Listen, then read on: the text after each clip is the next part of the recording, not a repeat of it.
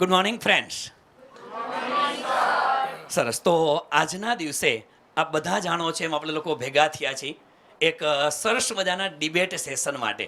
અને આપણે બધાને ખબર છે કે સાહેબ યુપીએસસીની તૈયારી કરતા હોય કે ચાહે તમે લોકો સ્ટેટ પીસીએસની તૈયારી કરતા હોય, એ યુપીએસસી જીપીએસસી આ બંનેની અંદર એક બાબત અગત્યની, અને એ બાબત છે એ સૌથી વધુ તમારું બ્રેન સ્ટોર્મિંગ થવું જોઈએ.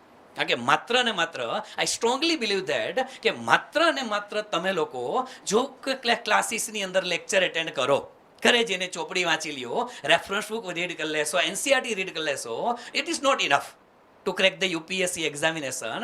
કે આની અંદર તમારે લોકો બેટા 1750 માર્ક્સના મેરિટ માટેના પેપરના આન્સર રેટિંગ પણ કરવાના છે. 275 માર્ક્સનું ઇન્ટરવ્યૂ પણ તમારે ફેસ કરવાનું છે. તો એ સમયે તમારા માઇન્ડની અંદર નવા નવા વિચાર પણ આવવા જોઈએ, તમારી પાસે કન્વિન્સિંગ પાવર પણ આવવો જોઈએ. આ બધી જ બાબતો અગત્યની છે. અને એટલા માટે આજના દિવસે આપણે લોકો એક ડિબેટ સેશનની અંદર ભેગા થયા છે કે કોઈ પણ ઘટના બને છે, કોઈ પણ ટોપિક હોય, એ કોઈ પણ ટોપિકને મલ્ટી ડાયમેન્શનલી કઈ રીતે વિચાર કરી શકાય. અને આજના દિવસનો આપણો જે ટોપિક છે બેટા, ઇટ્સ એ બાલીની અંદર જે G20નું સંમેલન યોજવામાં આવેલું હતું, આ 17મું સંમેલન હતું. તો what do you mean by G20? લગભગ મોટા ભાગે આપણે લોકો ન્યૂઝ રીડ કરતા હોય છે કે કોઈ જગ્યાએ ન્યૂઝ રીડ કરેલા છે, either you go for the newspaper or you go for the such classes website કે ગમે ત્યાં તમે જોશો, તો મોટા ભાગે આપણે લોકો શું કરીએ છીએ, સ્ટેટિક ફેક્ટ વાળો ડેટા છે એને આપણે રીડ આઉટ કરીએ છીએ. અને સ્ટેટિક ફેક્ટના આધારે રીડ કરીએ છીએ. It is not a current affairs. Current affairs means કે કોઈ પણ ઘટના બને છે, એ દરેક ઘટનાની પાછળ કંઈક તથ્યો રહેલા છે, એનું ઇમ્પોર્ટન્સ શું છે. માની લો કે G20ની સમિટ થઈ છે, તો એ માત્ર ને માત્ર ઇન્ટરનેશનલ રિલેશનનો પોઈન્ટ ઓફ વ્યૂ નથી જોવાનો. G20ની જે સમિટ છે એને વર્લ્ડ આખાની ઇકોનોમીના સેન્સ પોઈન્ટ ઓફ વ્યૂથી જોવાનું છે. કારણ કે આખા ગ્લોબલની અંદર વૈશ્વિક મંદી અત્યારે ચાલુ છે, વૈશ્વિક ઇન્ફ્લેશનનો પ્રશ્ન અત્યારે ચાલુ છે. એવું નથી મિત્રો કે માત્ર અને માત્ર ભારત દેશની અંદર સરી રેપો રેટમાં વધારો થાય છે, ધેટ મીન્સ કે ભારતમાં ઇન્ફ્લેશન છે. આખા વર્લ્ડમાં ઇન્ફ્લેશન છે. આખા વર્લ્ડની અંદર ક્રાઇસિસ ચાલે છે, રિસેશનની અંદર વર્લ્ડ ચાલે છે. તો વૈશ્વિક ઇકોનોમિકલ પોઈન્ટ ઓફ વ્યૂથી જોવાનો છે. એની સાથે સાથે જે કન્વેન્શન છે, જે G20ની મિટિંગ થઈ છે, તો શું G20 છે એ માત્ર અને માત્ર વિશ્વના દરેક દેશો છે એને ઇકોનોમિકલી સાઉન્ડ કરવા માટેનું સંગઠન છે? ના. ઘણા બધા પોઈન્ટ ઓફ વ્યૂથી વિચાર કરવામાં આવે છે. અહીંયા આપણે પોલિટિકલ પોઈન્ટ ઓફ વ્યૂ પણ ધ્યાનમાં રાખવાના છે. અહીંયા આપણે લોકોએ ઇકોનોમિકલ પોઈન્ટ ઓફ વ્યૂ પણ ધ્યાનમાં રાખવાના છે. સાથે સાથે કઈ ઘટના જોડાયેલી છે તો એને આપણે લોકો હિસ્ટોરિકલ પોઈન્ટ ઓફ વ્યૂથી, ઓલ કલ્ચરલ પોઈન્ટ ઓફ વ્યૂથી કઈ રીતે એને એનાલિઝ કરી શકાય, બસ એવા બધા મુદ્દાઓની આપણે ચર્ચા આજે કરવાની છે. અને આપના તરફથી ઉદ્ભવતા જે ક્વેશ્ચન છે એને પણ આપણે લોકો આજે સામેલ કરવાના છે કે તમારા મગજની અંદર આ G20 સમિટને લગતા કોઈ પણ ક્વેશ્ચન હોય એને પણ આપણે સોલ્વ આઉટ કરવાના છે. અને આ ક્વેશ્ચનના મારો રોલ તો ક્વેશ્ચન પૂછવા માટેનો છે, ક્વેશ્ચનના સોલ્યુશન માટે, એના એનાલિસિસ માટે, એની ઇન્ફોર્મેશન આપવા માટે આપણી સાથે બંને મહાનુભાવો ઉપસ્થિત છે. સંકેત વ્યાસ સર છે અને મિશ્રા સાહેબ આપણી વચ્ચે ઉપસ્થિત છે. તો બંનેનું આપણે લોકો સ્વાગત કરીએ છીએ આ ઓપન ડિબેટની અંદર. બરાબર છે? Most welcome sir.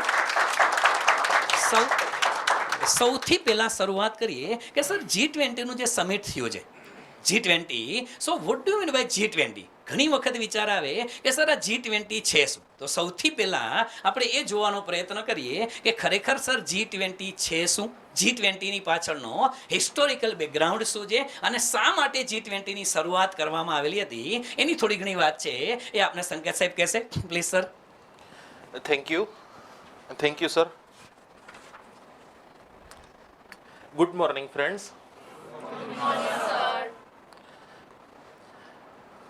વિશ્વમાં જ્યારે જ્યારે આવનારા કોઈ પ્રશ્ન હોય, આવનારી કોઈ દુવિધા હોય, એના મૂળમાં હંમેશને માટે પરસ્પર સ્વાર્થ વૃત્તિ જ જોવા મળે છે.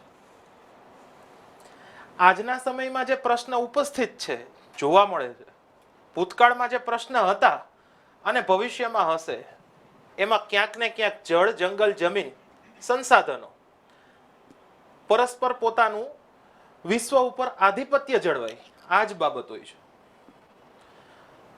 ઈસવીસન 1999ની અંદર વિશ્વ લગભગ 2 વર્ષ 1997 થી 1999 સુધી આખું વિશ્વ લગભગ રિસેશનમાં હતું. વૈશ્વિક મહામંદી જોવા મળતી હતી.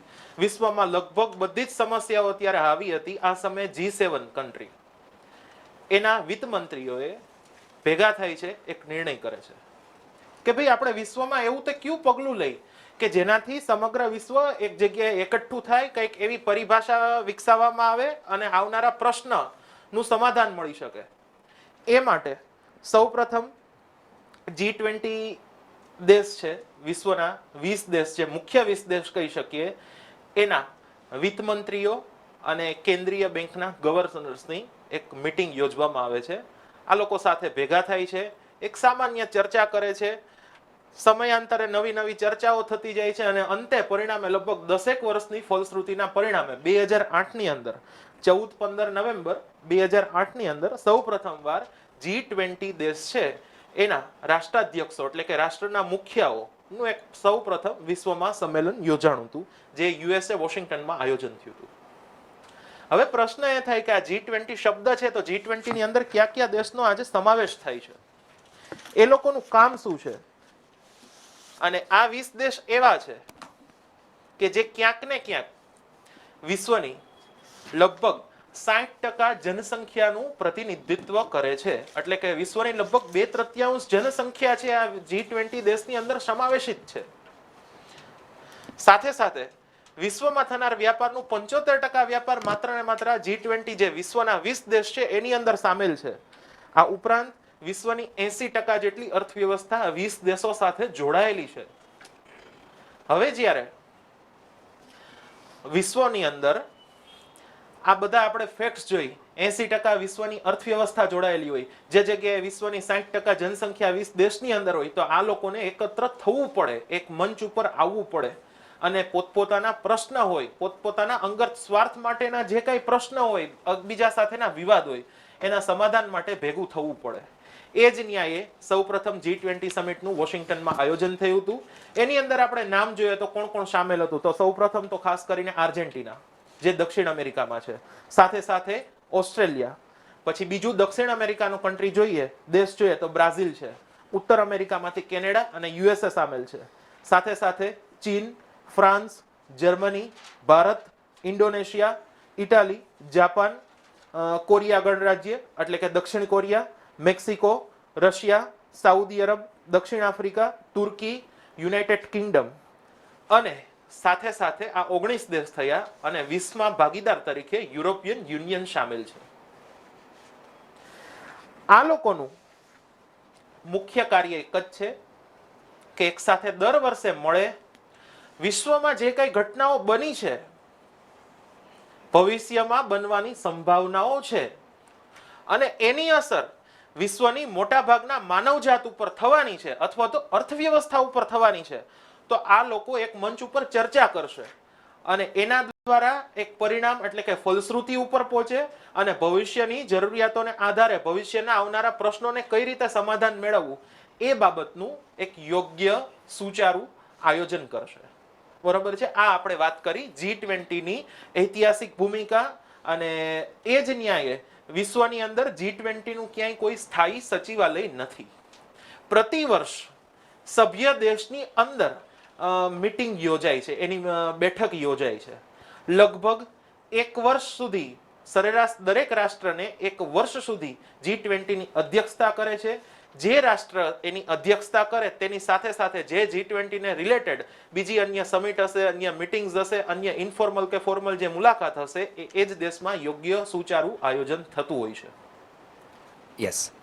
તો G20માં આપણે વાત કરી કે કોઈ પરમેનન્ટ એનું સેક્રેટરીએટ છે નહીં, કોઈ હેડક્વાર્ટર નથી. આપણે ઘણી વખત જોતા હોઈએ છીએ કે કોઈ પણ સંગઠન હોય તો સંગઠનના હેડક્વાર્ટર હોય છે, એનું સેક્રેટરીએટ હોય છે કે જ્યાંથી આ બધી વ્યવસ્થાઓ થતી હોય છે. હવે G20 ની અંદર કોઈ હેડક્વાર્ટર નથી, કોઈ એનું સેક્રેટરીએટ નથી, તો સ્વાભાવિક રીતે એવો પ્રશ્ન થાય કે સર તો આ બધી એક્ટિવિટી થાય છે એનું મેનેજમેન્ટ કઈ રીતે કરવામાં આવે છે, તો એનું મેનેજમેન્ટ કઈ રીતે થાય છે. અને સાથે સાથે ઘણી વખત આપણે લોકો એક શબ્દ સાંભળીએ છીએ શેરપા.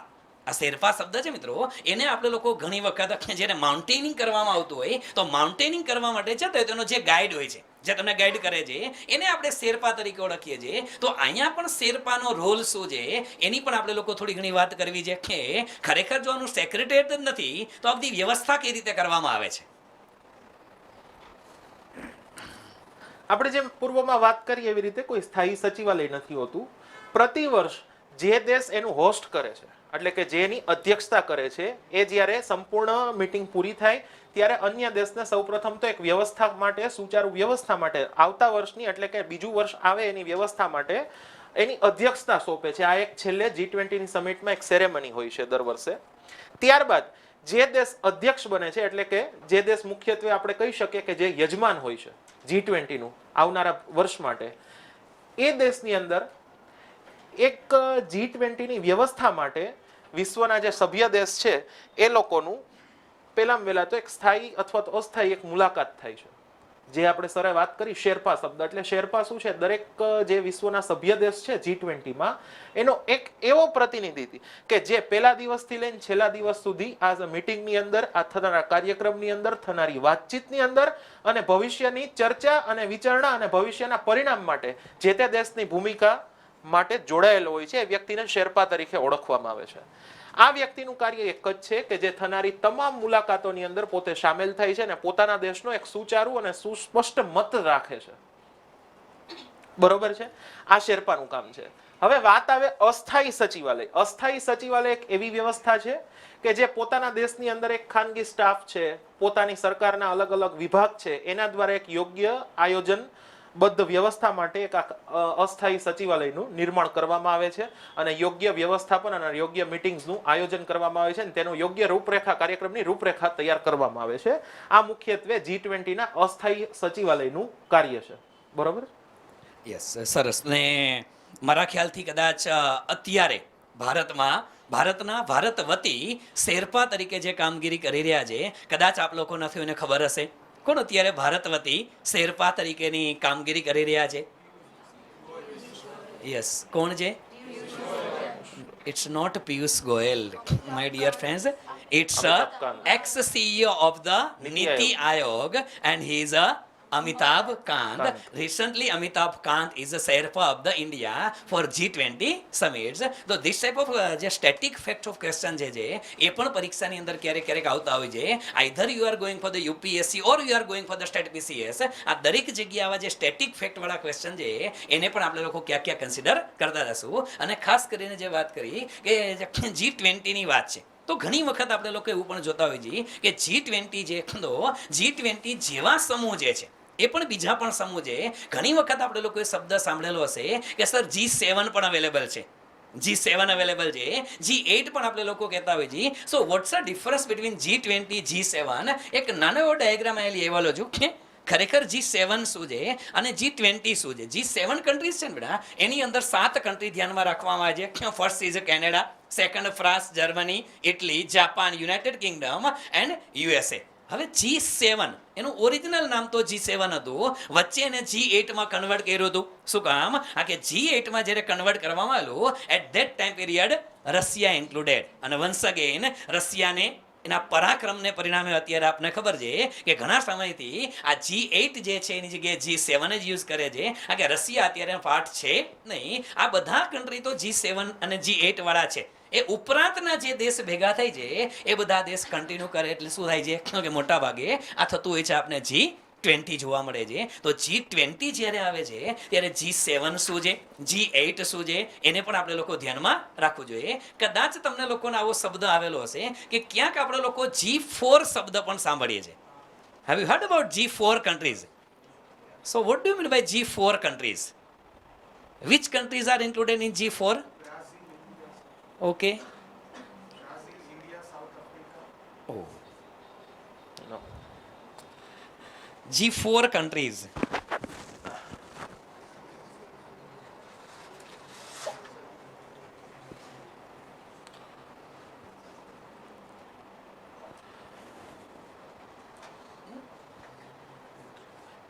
ક્યારે આપ લોકોએ યુનાઇટેડ નેશન્સ સિક્યુરિટી કાઉન્સિલ આવો શબ્દ સાંભળેલો છે?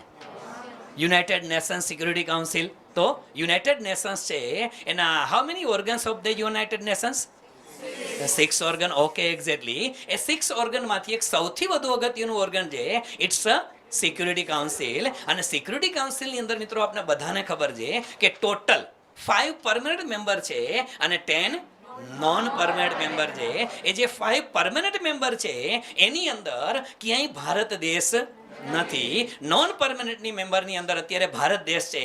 It's a continue. અત્યારે નોન પરમેનન્ટ મેમ્બર તરીકે 2 વર્ષ માટે આપણી નિમણૂક થઈ છે. તો વિશ્વના 4 કન્ટ્રી એવા છે કે જે લોકોને જે તે કન્ટ્રીને પણ વિશ્વના અન્ય દેશો પણ એમ પ્રમોટ કરે છે કે વિશ્વના આ 4 કન્ટ્રી જે યુનાઇટેડ નેશન્સની જે સિક્યુરિટી કાઉન્સિલ છે એના પરમેનન્ટ મેમ્બર હોવા જોઈએ. આ પરમેનન્ટ મેમ્બર બનવા માટેના જે પ્રબળ દાવેદાર કન્ટ્રી છે એના ગ્રુપને કહેવાય છે બેટા G4 કહેવાય છે. અને એ G4 ની અંદર સૌથી મોટો દાવેદાર છે ઇટ્સ ઇન્ડિયા. પહેલો દાવેદાર છે બેટા એ ઇન્ડિયા છે. બીજો દાવેદાર દેશ છે ઇટ્સ બ્રાઝિલ. ત્રીજો દાવેદાર દેશ છે જર્મની. અને ચોથો દાવેદાર દેશ છે જાપાન. જર્મની, જાપાન, ઇન્ડિયા અને બ્રાઝિલ આ 4 મુખ્ય દાવેદાર દેશ છે ને એને કહેવામાં આવે છે G4. ક્યારેક આવા સવાલ આવે તો એને પણ યાદ રાખવાના છે. અને mind well my dear friends કે આ બધા કન્ટ્રીના નામ એટલા માટે યાદ રાખવાના છે કે અગર તમે લોકો પ્રીવિયસ યરના યુપીએસસી સિવિલ સર્વિસીસના ક્વેશ્ચન પેપર તપાસો તો તમને લાસ્ટ 5 યર દરમિયાન એક ક્વેશ્ચન એવો પણ જોવા મળેલો હતો કે એમાં ડાયરેક્ટલી ક્વેશ્ચન યુપીએસસીએ પૂછેલો હતો કે નીચેના સમૂહમાંથી કયો સમૂહ G20 કન્ટ્રીનો સમૂહમાં આવે છે. 4 કે 5 દેશના નામના સમૂહ આપેલા હતા. એમાંથી તમારે ચૂઝ કરવાનો હતો કે કયો કન્ટ્રી G20 માં છે ને કયા નથી. સો એટલા માટે આ G20 ના નામ છે એ પણ યાદ રાખવાના છે. G7 છે એ યાદ રાખશું. G7 G8 નો ડિફરન્સ તો એક જ છે, કયો? રશિયા. એ યાદ રાખશું. અને G4 શું છે એની પણ આપણે લોકો વાતો કરવાની છે. અને ખાસ કરીને બીજા મુદ્દા કે અત્યારે G20 ની અંદર જે મીટિંગ થઈ તો કયા પોઈન્ટ ઓફ વ્યૂની ચર્ચા કરવામાં આવેલી એની પણ આપણે થોડી ઘણી વાતો કરવી છે. તો G20 ની મીટિંગ ખરેખર થઈ તો એ મીટિંગ દરમિયાન કયા પોઈન્ટ ઓફ વ્યૂની ચર્ચા થઈ એની પણ વાતો કરશે. યસ સર, આપને કઈ? Yes please. सो चालू है ओके. सो स्पेशली G7 था. G7 का मेन मोटो ये था कि पर्टिकुलरली ये सब इंडस्ट्रियलाइज नेशन थे और बाकी डेवलपिंग कंट्रीज़ की कोई डिमांड नहीं थी, कोई इंटरनेशनल प्लेटफॉर्म नहीं था जहाँ पर रिप्रेजेंट कर सके. तो स्पेशली रशिया को भी इसमें ऐड किया गया. रशिया जब ऐड हुआ तब सब कुछ ठीक चल रहा था. 2014 में क्रीमिया को एनेक्स कर लिया रशिया ने. तो ऐसी कंट्रीज़ को हम लोग रीज़न नहीं बनाना चाहेंगे, ऐसे किसी ग्रुप का मेंबर नहीं बनाना चाहेंगे जो किसी भी तरीके के इंक्रोचमेंट को बढ़ावा देता हो. और इसी के कारण 2014 में रशिया इस पर्टिकुलर ब्रैकेट से बाहर निकला. ठीक है. और आज हम लोग G7 को एंटरटेन करते हैं. G8 नहीं बचा, बना G8 ही था. 2014 के बाद क्रीमिया के एनेक्सेशन के बाद रशिया को वहाँ से बाईपास कर दिया गया एंड G7 की मीटिंग कंटिन्यूस होने लगी. आप जितने भी नेशन यहाँ G7 में देखेंगे ये सारे के सारे इंडस्ट्रियलाइज नेशंस हैं, वेल डेवलप्ड नेशंस हैं. और ये एक बाकी के जो आउटर डेवलपिंग कंट्रीज हैं जो इन पे बेस्ड है, because this is the world market, this are the industrialise nation. तो मैन्युफैक्चरिंग को अगर मार्केट नहीं जाना होगा तो कहाँ जाएंगे? तो वो डेफिनेटली मार्केट ढूंढेंगे. These are the world markets. या થેન્ક યુ. યસ, તો G20 ની અંદર થયેલી ચર્ચા વિચારણા શું થયેલી હતી એના વિશેની થોડી ઘણી વાતો સંકેત સાહેબ કહેશે પ્લીઝ સર. સૌપ્રથમ તો આપણે અત્યારે લાઇમલાઇટમાં એક શબ્દ છે બાલી સમિટ. G20 ની બાલી સમિટ આ શબ્દ આપણે આવે છે. પણ એના પહેલા આપણે 2-3 વર્ષની પહેલા સામાન્ય માહિતી જોઈ કે ભાઈ G20 સમિટ છેલ્લા 2-3 વર્ષમાં કઈ જગ્યાએ આયોજન થયેલું છે. તેમાં 2020 ની અંદર સાઉદી અરબ હોસ્ટ કન્ટ્રી હતું, ત્યાં આયોજન થતું. ત્યારબાદ 2021 ની અંદર ઇટાલીમાં આયોજન હતું અને 2022 ની અંદર બાલી ઇન્ડોનેશિયામાં આયોજન થયું. બરોબર, જેની અંદર ભારતના પ્રધાનમંત્રી શ્રી સામેલ થયા હતા અને આપણો સ્પષ્ટ મત ત્યાં પણ રાખેલો છે. બરોબર છે. તો સૌપ્રથમ તો આપણે વાત કરીએ બાલી શબ્દ ઉપર.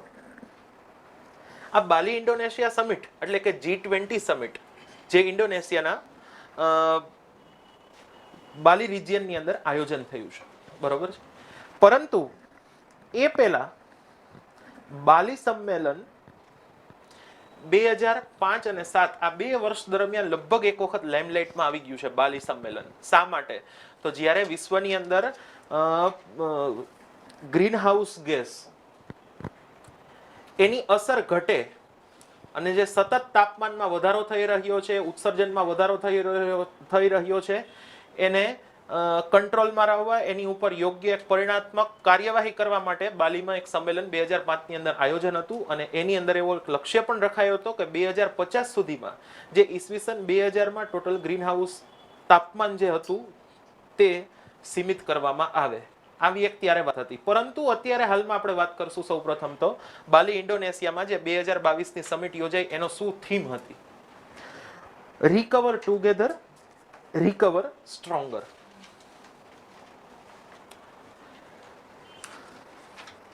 વિશ્વમાં જે આપણે સૌપ્રથમ ઐતિહાસિક વાત કરી G20 ની કે જરૂરિયાત શું છે, પ્રશ્ન જ છે, મૂળમાં તો વિવાદ છે.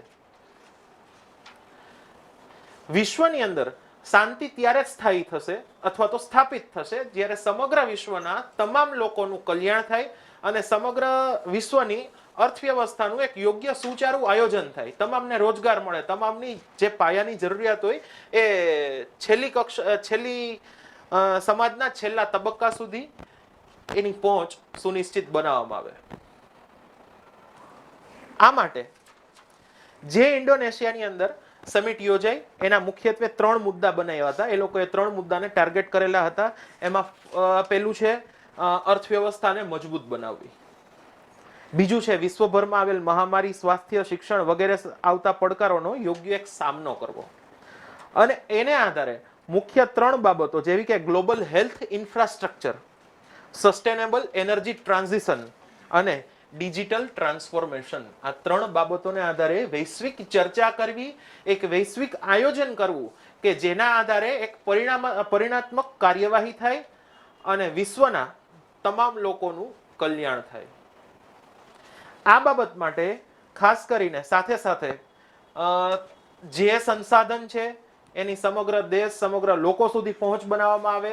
વિશ્વમાં જે લઘુ ઉદ્યોગ છે એટલે કે MSME છે એની ભાગીદારી વધારવામાં આવે. સાથે સાથે ડિજિટલ અર્થવ્યવસ્થાના માધ્યમથી સતત અને સમાવેશી વિકાસ થાય.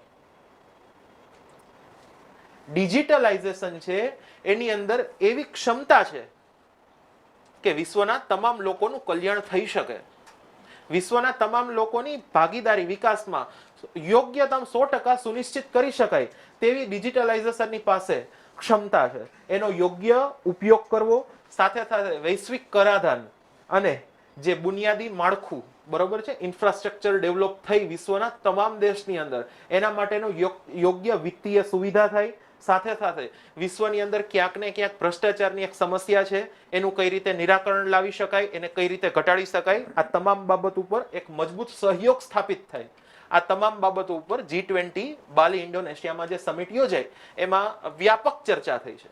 સાથે સાથે છેલ્લા 6-8 મહિનાથી રશિયા અને યુક્રેન વચ્ચે જે યુદ્ધની પરિસ્થિતિ આપણે ક્યાંક ને ક્યાંક જોવા મળે છે તેની ઉપર એક જે રશિયા દ્વારા જે પરિણાત્મક કાર્યવાહી થઈને અંતે જે યુદ્ધનું પરિણામ આપણને જોવા મળે છે એની ઉપર પ્રભાવી કાર્યવાહી થાય એ માટેની કડક શબ્દોમાં એક નિંદા કરી છે. વૈશ્વિક મંચ ઉપર તમામ લોકોએ સાથે મળીને આને નિંદનીય કૃત્ય ગણ્યું છે. સાથે સાથે વિશ્વમાં જે COVID-19 મહામારી આવી એની જે ખરાબ અસર આપણા સમગ્ર વિશ્વ ઉપર થઈ છે એમાંથી કઈ રીતે વિશ્વને બહાર લાવી શકાય, વિશ્વ માટે યોગ્ય વેક્સિનની પહોંચ કઈ રીતે સુનિશ્ચિત બનાવી શકાય, આ તમામ બાબત ઉપર વ્યાપક ચર્ચા થઈ છે. સાથે સાથે ખાસ તો ખાદ્ય સુરક્ષા, વિશ્વની કોઈ પણ અર્થવ્યવસ્થા હશે, કોઈ પણ રાજનેતા હશે કે વિશ્વનું કોઈ પણ એક વૈશ્વિક સંસ્થા હશે, એ લોકો હંમેશને માટે એક લક્ષ્ય રાખીને બેઠા હોય કે વિશ્વના તમામ લોકોને ખાદ્ય એટલે કે એને ફૂડ મળવું જોઈએ, એની દૈનિક જરૂરિયાત અન્ન દ્વારા જ પૂરી થઈ શકે. આ માટે એક બ્લેક સી ગ્રેન ઇનિશિયેટિવ જે જુલાઈ મહિનામાં લેવામાં આવ્યું હતું એની પણ વ્યાપક એને ધન્યવાદ આપવામાં આવ્યો છે, એની પણ ચર્ચા થઈ છે અને એને એક સરાહનીય પગલું ગણવામાં આવ્યું છે. આ બધી જ બાબત ઉપર ચર્ચા થઈ છે. સાથે સાથે આબોહવાકીય પરિવર્તન જે 2015માં પેરિસ સમજૂતી કરવામાં આવી છે એને વ્યાપક પ્રભાવી બનાવી શકાય અને વૈશ્વિક જે કંઈ ગ્રીન હાઉસ અસર છે એના હિસાબે થનારી આઇલેન્ડ કન્ટ્રી, દ્વીપીય વિશ્વનો જે દ્વીપીય ભાગ છે એના ઉપર થનારી વ્યાપક ખરાબ અસરોની જે સંભાવનાઓ દર્શાવવામાં આવે છે એને ઉપર કઈ રીતે પરિણાત્મક કાર્યવાહી કરી શકાય, એને કઈ રીતે અંકુશમાં લાવી શકાય અને સાથે સાથે સસ્ટેનેબલ ડેવલપમેન્ટ અનિવાર્ય છે. વિશ્વના કોઈ એક સ્થળની અથવા તો એક ક્ષેત્રનો માત્ર વિકાસ થાય, બીજું એની નીચે રહીએ, એ ન થવું જોઈએ. સર્વ સમાવેશી વિકાસ તો થવો જ જોઈએ. અને આ બધી જ બાબતો ઉપર વ્યાપક ચર્ચા વિચારણાઓ કરવામાં આવી યસ, છે. વચ્ચે ખાસ કરીને એની અંદર એન્વાયરમેન્ટ પોઈન્ટ ઓફ વ્યૂથી ઘણી બધી ચર્ચાઓ થઈ. પેરિસ ક્લાઇમેટ ડીલની પણ થોડી ઘણી વાતો થયેલી હતી. તો G20 જેવો આવડો મોટો સંગઠન જ્યારે વિશ્વની અંદર જેને કહેવાય કે 2/3 પોપ્યુલેશન જેના હાથમાં હોય, આવું સંગઠન જ્યારે સાથે મળીને કામ કરતું હોય, ત્યારે એન્વાયરમેન્ટ પોઈન્ટ ઓફ વ્યૂથી વાની ચર્ચા જે છે એ કેટલી ઇમ્પોર્ટન્ટ છે, અને સાથે સાથે એન્વાયરમેન્ટને કન્ઝર્વ કરવું આખા સમગ્ર વિશ્વ માટે શા માટે જરૂરી છે. તો એના માટે પણ થોડી ઘણી વાતો શર્મા સાહેબને કહે, વિશ્વાસ સાહેબને કહે કે થોડી ઘણી વાતો એન્વાયરમેન્ટ વિશે પણ કહેશે કે આવડું મોટું જ્યારે મંચ સાથે મળેલું હોય તો એન્વાયરમેન્ટની કેવી ચર્ચા થવી જોઈએ અને કેવી ચર્ચાઓ થયેલી છે. Please sir. सो जब इन्वायरमेंट की बात करते हैं और इतने बड़े लेवल की बात करते हैं जहाँ G20 नेशंस मिले, हमें पता है कि क्लाइमेट चेंज जो है अभी क्या है, एक बहुत इंपॉर्टेंट इशू बनता जा रहा है, क्योंकि ह्यूमन सिविलाइजेशन और उनका एग्जिस्टेंस बहुत बड़े खतरे में है. और जो ह्यूमन के खतरे में है डेफिनेटली वो इम्पॉर्टेंट है. प्लांट्स एनिमल्स को हम इग्नोर कर देते हैं, लेकिन अपने आप को हम इग्नोर नहीं कर सकते. तो इस तरीके से जब से क्लाइमेट चेंज का इम्पैक्ट 2000 के बाद शुरू होना इम्पैक्ट क्रिएट हुआ है, और वो धीमे धीमे जिस हिसाब से वो अपनी गति को पकड़ा है, पर्टिकुलरली ग्रेजुअल हो रहा है, लेकिन उसके इफ़ेक्ट्स हमको देखने को मिल रहे हैं. वो देखने को हमें मिल रहे हैं आर्कटिक में, वो देखने को मिल रहे हैं हमें अंटार्कटिक में, और जिसके कारण जो हमारा ओशन का लेवल है वो बढ़ता जा रहा है. जब ओशन का लेवल बढ़ रहा है तो जितनी भी आइलैंड कंट्रीज़ हैं, हम भी एक तरीके से, हमारा भी बहुत बड़ा कोस्टल एरिया है, 7,500 किलोमीटर के लमसम हमारा कोस्टल एरिया है. अगर वो भी ज़मीन पानी के अंदर चली जाएगी तो डेफिनेटली हमारे पास इतनी बड़ी पॉपुलेशन को सस्टेन करने के लिए जगह नहीं है. और इंडोनेशिया हो, मलेशिया हो, जितनी भी साउथ ईस्ट नेशन कंट्रीज़ हैं, ये सब बड़े डेंजर में हैं. किया किसने ये काम, किसका है? इंडस्ट्रियलाइज कंट्रीज़ का. जो इंडस्ट्रीज़ जिनके कंट्रीज़ में थी, उन्होंने हैवी अमाउंट में CO2 को रिलीज़ किया, और उनके इम्पैक्ट देखने को किनको मिल रहे हैं? इन आइलैंड कंट्रीज़ को. मतलब जो इन्होंने किया नहीं उसके लिए भी इनको भुगतना पड़ रहा है. तो ये जो इम्पैक्ट क्रिएट हुआ, क्योंकि COP21 में जो कि पेरिस में हुआ था, उसमें ये चीज़ बहुत क्लियरली मेंशन की गई. 3 टारगेट्स इंडिया ने अपने पास रखे कि हम 33 से 35% CO2 का एमिशन कम कर देंगे, CO2 को रिलीज़ करना कम करेंगे. 40% जो होगा वो हम नॉन फॉसिल फ्यूल एनर्जी से जनरेट करेंगे, मतलब रिन्यूएबल एनर्जी से. It can be solar energy, it can be wind energy, it can be tidal energy, anything. ठीक है. और ये कहा गया कि हम 2.5 से लेकर 3 गीगाटन तक एक फॉरेस्ट रिजर्व बनाएंगे. कैसे बैलेंस करेंगे? What do you mean by neutral? Neutral का मतलब ही क्या होता है? जितना रिलीज करे उतना एब्जॉर्ब करे. तो रिलीज कर रहे हैं CO2 तो उतना ही हमको फॉरेस्ट भी लगाना पड़ेगा. तो हमने ये गोल अपने तीनों रखे और कोशिश किया कि इस गोल को हम अचीव कर पाए, लेकिन विदाउट क्लाइमेट फाइनेंसिंग ये पॉसिबल नहीं है. इंडिया जिस स्टेट में है उसको क्लाइमेट फाइनेंसिंग की ज़रूरत है, और ये राइट टाइम है. ये दिस इज़ बहुत अच्छा टेक अवे है G20 का. पहला ही नोट इंडिया ने जो अपनी स्पीच को शुरू किया था वो यही कहा था कि this era is not for war. ये लड़ाई करने का समय नहीं है. Right now we have to take away something, a staunch decision, जो कि इस देश के साथ साथ पूरे वर्ल्ड पे इम्पैक्ट क्रिएट करे. क्योंकि यहाँ पर आज हम लोग ग्लोबलाइज वर्ल्ड में जी रहे हैं. किसी भी इकोनॉमी में क्लोज डोर इकोनॉमी नहीं है. ग्लोबलाइज, एक दूसरे से कनेक्टेड है. अगर आपका खराब होगा तो हम पे भी इम्पैक्ट पड़ेगा, और अगर हमारा खराब होगा तो आप पे भी इम्पैक्ट पड़ेगा. So this is particular we can take away from the environment point of view. जी સર. Thank you sir. અને ખાસ કરીને જ્યારે આવતા વર્ષે આપણે બધાને ખબર છે કે G20, જેમ સંકેત સાહેબે કીધું એમ કે G20ની અધ્યક્ષતા હેન્ડઓવર કરવામાં આવે છે. અત્યારે અધ્યક્ષતા છે બાલી પાસે હતી, ઇન્ડોનેશિયા પાસે હતી. આ ઇન્ડોનેશિયા પાસેથી અધ્યક્ષતા હવે ઇન્ડિયાને હેન્ડઓવર કરવામાં આવશે. 1 December onward India will be the president of the G20 group. હવે ઇન્ડિયા જ્યારે પ્રેસિડેન્ટ થશે ત્યારે સૌથી મોટો પ્રશ્ન એન્વાયરમેન્ટના પોઈન્ટ ઓફ વ્યૂથી પણ ઇન્ડિયા પાસે ચેલેન્જ છે કે જે એન્વાયરમેન્ટના પ્રોડક્શન માટે જે ફાઇનાન્સિંગની વાત હતી એ મુદ્દો હજી સુધી કોઈ કન્ટ્રીએ ધ્યાનમાં નથી લીધો. તો ભારત દેશ આની અંદર G20ની પ્રેસિડેન્સીની અંદર આ વાત પણ મૂકી શકે છે. અને વાત રહી, ઘણી વખત મિત્રો આપણે એવા શબ્દ સાંભળતા હોઈએ છીએ કે સર ઘણી વખત આ ન્યૂઝની અંદર આપણે જોઈએ છે કે ટ્રોયકા, આ ટ્રોયકા શબ્દ છે એ ફ્રીક્વન્ટલી યુઝ થતો હોય છે. So what do mean by troika? એક્ઝેક્ટમાં ટ્રોયકા શું હોય છે? કારણ ઘણા બધા વિદ્યાર્થીઓના પ્રશ્ન થતો હોય છે કે ટ્રોયકાનો મિનિંગ શું છે. તો સાહેબ ટ્રોયકા શું છે ખરેખર? સૌપ્રથમ તો આપણે જોઈએ ટ્રોયકા શું છે. આપણે જે પહેલા વાત કરી કે કોઈ સ્થાયી સચિવાલય નથી, એક સ્થાયી સુચારુ વ્યવસ્થા G20 માટે નથી. તો પ્રતિવર્ષ અધ્યક્ષતા બદલાય. એટલે ઉદાહરણ તરીકે જેમ અત્યારે ઇન્ડોનેશિયા પાસે અધ્યક્ષતા છે શેની? તો G20 ની. એ આપણને હસ્તાંતરણ કરશે. કોને કરશે? તો ભારતને. તો આ જે પરિસ્થિતિ છે, આ જે આખી રચના છે, આ આખી એક ઇકોસિસ્ટમ છે, એને કહેવાય ટ્રોયકા. હવે પ્રશ્ન એ થશે કે ટ્રોયકા આપણને ટ્રાન્સફર થાય એટલે આપણને અધ્યક્ષતા હસ્તાંતરણ કરી આપી, પરંતુ હવે એના માટેનું આપણે વ્યવસ્થાપન G20 માટેનું કઈ રીતે કરશું?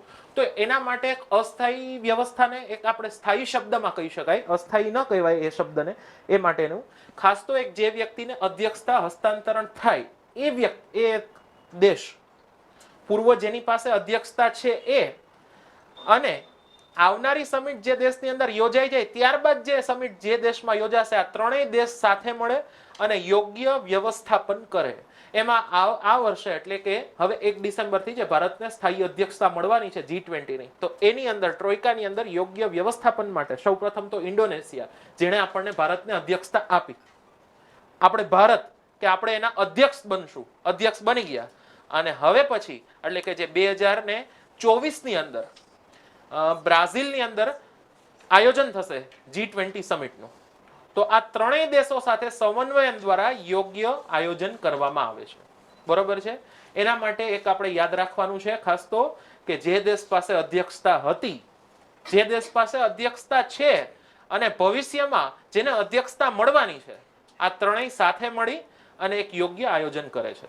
બરોબર? સરસ. એટલે ઇન શોર્ટ ટૂંકમાં જે દેશ પાસે વર્તમાનમાં અધ્યક્ષતા છે તે, જે દેશ પાસે ગયા વર્ષે અધ્યક્ષતા હતી તે, અને જે દેશ પાસે ભવિષ્યમાં પ્રેસિડેન્સી હશે, આ ત્રણ દેશનો જે સમૂહ બને એને શું કહે છે આપણે? ટ્રોયકા. સિમિલરલી આપણે લોકો જ્યારે બજેટની વાતો કરતા હોય છે, તો જ્યારે યુનિયન બજેટ બહાર પડતું હોય ત્યારે બી આપણે લોકોને ખબર છે કે યુનિયન બજેટની અંદર પણ 3 વર્ષના આંકડા હોય છે. આવતા વર્ષના અંદાજિત આંકડા હોય છે, ચાલુ વર્ષના રિવાઇઝ એસ્ટિમેટ હોય છે, અને પ્રીવિયસ યરના એકચ્યુઅલ એસ્ટિમેટ આંકડા હોય છે. આ જે રીતે 3 વસ્તુ ભેગી થાય એવી રીતે ટ્રોયકાની અંદર આ પણ ભેગું થાય છે. એક સરસ મજાનો મુદ્દો સાહેબે જે વાત કરી એની અંદર આવેલો હતો કે જે G20 સમૂહની જે વાતો થઈ, જે મીટિંગ થઈ, એ મીટિંગની અંદર એક સરસ મજાની ચર્ચા કરવામાં આવેલી હતી, અને અધ્યક્ષ સ્થાનેથી પણ આ ચર્ચા કરેલી હતી કે બ્લેક સી ગ્રેન ઇનિશિયેટિવ. તો આ બ્લેક સી ગ્રેન ઇનિશિયેટિવ એકચ્યુઅલમાં શું છે એની થોડી ઘણી વાતો આપણે જાણવી છે. કારણ કે આવી બધી ઘણી બધી ટર્મ જે છે એ તમને લોકોને મેન્સના પોઈન્ટ ઓફ વ્યૂથી પણ ઉપયોગી છે, અને ઇવન પ્રિલિમ્સના પોઈન્ટ ઓફ વ્યૂથી પણ ઉપયોગી છે. તો ખરેખર આ ઇનિશિયેટિવ છે શું? બ્લેક સી અને એમના છે grain initiative. So what do you mean black sea green initiative? આ બ્લેક સી જેને આપણે લોકો કાળો સમુદ્ર કહે છે, આ એને રિલેટેડ કોઈ છે? ગ્રેન રિલેટેડ કોઈ બાબત છે? શું છે એની થોડી ઘણી આપણે લોકો માહિતી મેળવે છે. સૌપ્રથમ તો જ્યારે વિશ્વની અંદર કોઈ વિવાદ સર્જાય છે તો હંમેશા સમગ્ર વિશ્વનો એક જ દ્રષ્ટિકોણ હોય છે કે આ વિવાદ યુદ્ધમાં ન પરિણમે. કારણ કે યુદ્ધની જે ઘાતક અસર હશે તે કોઈ એક દેશ પૂરતી, કોઈ એક વિસ્તાર પૂરતી મર્યાદિત નહીં રહે. શા માટે? કારણ કે આજે આપણે વિશ્વ એક છે, જે આપણે ગ્લોબલાઇઝેશનની પરિભાષાની વાત કરીએ છીએ કે વિશ્વ એક છે, સમગ્ર વિશ્વ એકબીજા સાથે જોડાયેલું છે, એકબીજાની અર્થવ્યવસ્થા એકબીજા સાથે સમન્વયન કરીને જોડાયેલી છે. તો જ્યારે એક ઉપર અસર બને છે અથવા તો એક દેશ દ્વારા જ્યારે પરિણાત્મક કાર્યવાહી કરવામાં આવે છે યુદ્ધ દ્વારા, ત્યારે એની સમગ્ર વિશ્વની ઉપર અસર થાય છે, સમગ્ર વિશ્વની અર્થવ્યવસ્થા ઉપર અસર થશે, અર્થાત સમગ્ર વિશ્વના લોકો ઉપર અસર થાય છે. આવો જ એક ઘટના જે 6-8 મહિના પહેલાથી સતત ચર્ચામાં આવે છે, રશિયા અને યુક્રેનનો વિવાદ, જે યુદ્ધમાં પરિણમ્યો. હવે આપણને ખબર છે કે યુક્રેન છે તેની અંદર ખાસ કરીને ફૂડ ગ્રેન્સ, ઘઉં, તેલીબિયાની અંદર ખાસ કરીને રેપસીડ અને સૂર્યમુખી, આનો એક બહુ મોટો સ્ત્રોત છે વિશ્વ માટે. હવે જ્યારે એના પોર્ટ એટલે કે જે વિસ્તારમાંથી પોતે નિકાસ કરે છે એના ઉપર જ્યારે રશિયા દ્વારા પ્રતિબંધ મૂકવામાં આવે છે અથવા તો તેના ઉપર પ્રભાવી કાર્યવાહી કરવામાં આવી, પરિણામે વિશ્વની અંદર આવતો જે ખાદ્ય સોર્સ છે, ખાદ્ય સ્ત્રોત છે, તે અમુક સમય માટે અટકી પડ્યો, જેના હિસાબે આફ્રિકા, સુદૂર પૂર્વ એશિયાના દેશ વગેરે ઉપર એની ખરાબ અસર આવી અને વૈશ્વિક લેવલે ફૂડ ક્રાઇસિસ ખૂબ વધી. જ્યારે અનાજની અંદર એટલે કે ખાદ્યાન્નમાં ભાવ વધારો થાય ત્યારે પહેલી અસર વિશ્વના ગરીબ લોકો ઉપર થશે. એ લોકોને જે દૈનિક ખર્ચ કરવો પડે છે તેના ઉપર ખૂબ વધારો થશે. હવે તમે સમજી શકો જ્યારે ખાદ્યાન્ન ઉપર ખૂબ વધુ પ્રમાણમાં ખર્ચો થાય ત્યારે વિકાસાત્મક પગલાઓ અટકાવવા પડશે. થનારા વિકાસાત્મક પગલાઓ, યોજનાઓ એના ઉપર થોડા સમય માટે અસ્થાયી રૂપે બંધ કરવી પડશે અથવા તો તેના ઉપર નિયંત્રણ રાખવું પડશે. બરોબર છે. આ બધી જ ઘટનાઓ માટે વિશ્વમાં યોગ્ય ખાદ્યાન્નનો જથ્થો પુનર્વત થાય, પુનઃ લોકો સુધી પ્રાપ્ત થાય એ માટે સંયુક્ત રાષ્ટ્ર સંઘના વરિષ્ઠ પદાધિકારીઓ, તુર્કી, રશિયા અને યુક્રેન, આ લોકો તુર્કીની અંદર, ઇસ્તાંબુલની અંદર ભેગા થાય છે અને આ બ્લેક સી ગ્રીન ઇનિશિયેટિવ કરીને એક એમઓયુ ટાઈપની એક રચના કરે છે 120 દિવસ માટે, અને એક નક્કી કરે છે કે બ્લેક સી દ્વારા પુનર્વત ખાદ્યાન્નનો જથ્થો વિશ્વમાં આઉટફ્લો થાય, વિશ્વ સુધી પહોંચે. અને આ સંધિ થઈ 120 દિવસ માટે, બાદમાં નવેમ્બર સુધી ચાલુ રાખવાની પણ વાત થઈ છે. બરોબર છે. એના હિસાબે લગભગ આ સંધિ થઈ ત્યાર પછી વિશ્વની અંદર 9.8 મેટ્રિક ટન જેટલું અનાજ પહોંચ્યું છે. એટલે તમે સમજી શકો કે બ્લેક સી ગ્રીન ઇનિશિયેટિવ થયું તેનાથી જે વિશ્વની અંદર ભૂખમરો કહી શકાય એને નિયંત્રણમાં લઈ શકાય. બરોબર છે. એની માટે G20 બાલી સમિટ જે યોજાય એની અંદર સમગ્ર વિશ્વનો એક અવાજ હતો. આને ધન્યવાદ આપવામાં આવ્યો છે. બરોબર છે. સરસ. સાથે સાથે આપને લોકોને ખબર છે કે બાલીની અંદર જે સંમેલન થયું એ મીટિંગ દરમિયાન, G20 મીટિંગ દરમિયાન ભારત દેશ વિશ્વના બધા દેશ સાથે તો મળ્યા, પણ આપણે લોકોએ ભારતે બાયલિટરલ મીટિંગ પણ વિશ્વના ઘણા દેશો સાથે કરેલી. અને આ બાયલિટરલ મીટિંગ થઈ તો બાયલિટરલ મીટિંગનું ખરેખર મહત્વ શું છે એની પણ આપણે થોડી ઘણી વાત જાણવી છે. પ્લસમાં જે બાયલિટરલ મીટિંગ થઈ એ બાયલિટરલ મીટિંગને પરિણામે મીટિંગ દરમિયાન ભારત દેશ તરફથી, ભારત દેશના ઓનરેબલ પ્રાઇમ મિનિસ્ટર તરફથી વિશ્વના અન્ય દેશના પ્રતિનિધિ હતા એ લોકોને કંઈક ને કંઈક તમે લોકો સાંભળેલું છે મોમેન્ટો આપવામાં આવેલા. તો આ જે મોમેન્ટો આપવામાં આવેલા છે, જે ગિફ્ટ આપવામાં આવેલી છે, એનું મહત્વ શું છે તો એના વિશે થોડી ઘણી વાતો આપણે કરવી છે કે બાયલિટરલ મીટિંગ થઈ છે એ શું છે અને બાયલિટરલ મીટિંગ દરમિયાન જે જુદા જુદા પ્રકારના મોમેન્ટો આપવામાં આવેલા છે એનું શું મહત્વ છે. યસ. સૌપ્રથમ તો દરેક વિશ્વના દેશ એકબીજા સાથે રાજનૈતિક સંબંધોથી જોડાયેલા હોય છે, જેને આપણે ડિપ્લોમેટિક રિલેશન્સ કહીએ છીએ. હવે જ્યારે રાજનૈતિક સંબંધોથી એકબીજા વિશ્વના તમામ દેશ જોડાયેલા હોય ત્યારે તેની અંદર ઐતિહાસિક સંબંધો રહેલા હોય. જેમ કે મૂળ ભારતીય લોકો દરેક વિશ્વના મોટા ભાગના વિસ્તારમાં વસે છે તેના દ્વારા જોડાયેલા હોય. જે આપનો ઔપનિવેશિક કાળ આપણે ભોગવો 201 વર્ષનો એના દ્વારા પણ જોડાયેલા હોઈ શકીએ. અને સાથે સાથે જે આજથી 2000-5000 વર્ષ પહેલાનો જે ભારતનો ભવ્ય ઇતિહાસ છે ત્યારે પણ આપણે જોડાયેલા હોઈ શકીએ. આ ઐતિહાસિક સંબંધો દ્વારા વિશ્વના સાથે ભારત જોડાયેલું હોય છે. આપણે અત્યારે ભારતના પરિપ્રેક્ષ્યમાં વાત કરીશું. હવે એમાં ખાસ કરીને જ્યારે વૈશ્વિક ફોરમ આવી કોઈ સમિટ થાય ત્યારે વિશ્વના મોટા ભાગના દેશ એકત્ર થયેલા હશે. તો જે દ્વિપક્ષીય સંબંધો માટેની પરસ્પર ચર્ચાઓ દ્વારા જે કોઈ વિવાદ હશે, જે કોઈ વ્યાપારને પ્રોત્સાહન આપવા માટેના પગલાઓ લેવાના હશે, અથવા તો કોઈ ક્લાઇમેટ ચેન્જ અથવા તો ભારતની અંદર થનારું FDI, ફોરેન ડાયરેક્ટ ઇન્વેસ્ટમેન્ટ, આ બાબતના જે કોઈ ચર્ચા હશે, સાથે સાથે ફ્રી ટ્રેડ એગ્રીમેન્ટ પણ હોઈ શકે. આ બધી જ વાત દ્વિપક્ષીય ચર્ચાની અંદર યોજાય છે. ભારતના પ્રધાનમંત્રીએ લગભગ વિશ્વમાં UK સાથે, ઓસ્ટ્રેલિયા સાથે, USA સાથે, ફ્રાન્સ સાથે, સિંગાપોર સાથે, સ્પેન સાથે અને ઇન્ડોનેશિયા, આટલા લગભગ દેશ સાથે મુલાકાત કરી છે. સાથે સાથે એક બીજી વાત કરવાની કે આ વખતે પહેલી વખત એવી ઘટના જોવા મળી છે કે USA એટલે કે સંયુક્ત રાજ્ય અમેરિકાના રાષ્ટ્રપતિ, ઇન્ડોનેશિયાના પ્રધાનમંત્રી અને ભારતના પ્રધાનમંત્રી, આ ત્રણેય વચ્ચે ટ્રાઇલેટરલ મીટિંગ થયેલી છે વૈશ્વિક સહકાર માટે. અને વિશ્વમાં જે સતત વધતી આર્થિક અસમાનતા હોય, સતત અસ્થિરતા હોય, આ બધી જ બાબતોની આમાં ચર્ચા મુખ્યત્વે થયેલી છે. પરંતુ આપણા માટે એક આ વખતે ગૌરવની વાત કહેવાય કે ભારત તો વિવિધતામાં એકતાનો દેશ છે. જ્યારે સમગ્ર વિશ્વ આપણી વિવિધતા ઉપર ઔપનિવેશિક કાળમાંથી ભારત સ્વતંત્ર થાય છે ત્યારે એના ઉપર કટાક્ષ કરતું કટાક્ષ કરે છે કે આ તો વિવિધતા વાળો દેશ છે, આનું કોઈ અસ્તિત્વ હોય રહેશે નહીં, આનું કોઈ યોગ્ય ભવિષ્ય નથી. પરંતુ જે આપણી વિવિધતા છે, આપણી સાંસ્કૃતિક વિવિધતા છે, આપણી રાજનૈતિક વિવિધતા છે, આપણી વિસ્તારની દ્રષ્ટિએ ભૌગોલિક વિવિધતા છે, આ દરેક બાબતમાં ભારત એક થયું છે. ક્યાંક ને ક્યાંક વિવિધતાઓ વિભેદનકારી નથી બની, વિવિધતા એકબીજા સાથે પુલનું નિર્માણ કરી અને એકતામાં પરિણામ આપ્યું છે આપણને. એ અંતર્ગત આપણે વાત કરીએ ખાસ કરીને અલગ અલગ જે આપણી અમુક ભારતની પરંપરાગત વસ્તુઓ જે પ્રધાનમંત્રીશ્રીએ અલગ અલગ રાષ્ટ્રાધ્યક્ષોને ગિફ્ટ આપી છે, ભેટ સ્વરૂપે આપી છે, એની પણ આપણે આજે વાત કરીશું. સૌપ્રથમ તો આ સ્ક્રીન ઉપર તમે જોઈ શકો છો માતાની પછેડી.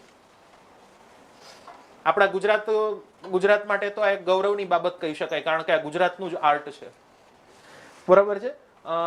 બ્રિટનના પ્રધાનમંત્રી ઋષિ સુનક સાહેબ એમને આ ગિફ્ટમાં આપેલી છે. તો હવે આપણે એ જોવું પડે કે ભાઈ માતાની પછડી છે શું, એની વિવિધતા શું છે.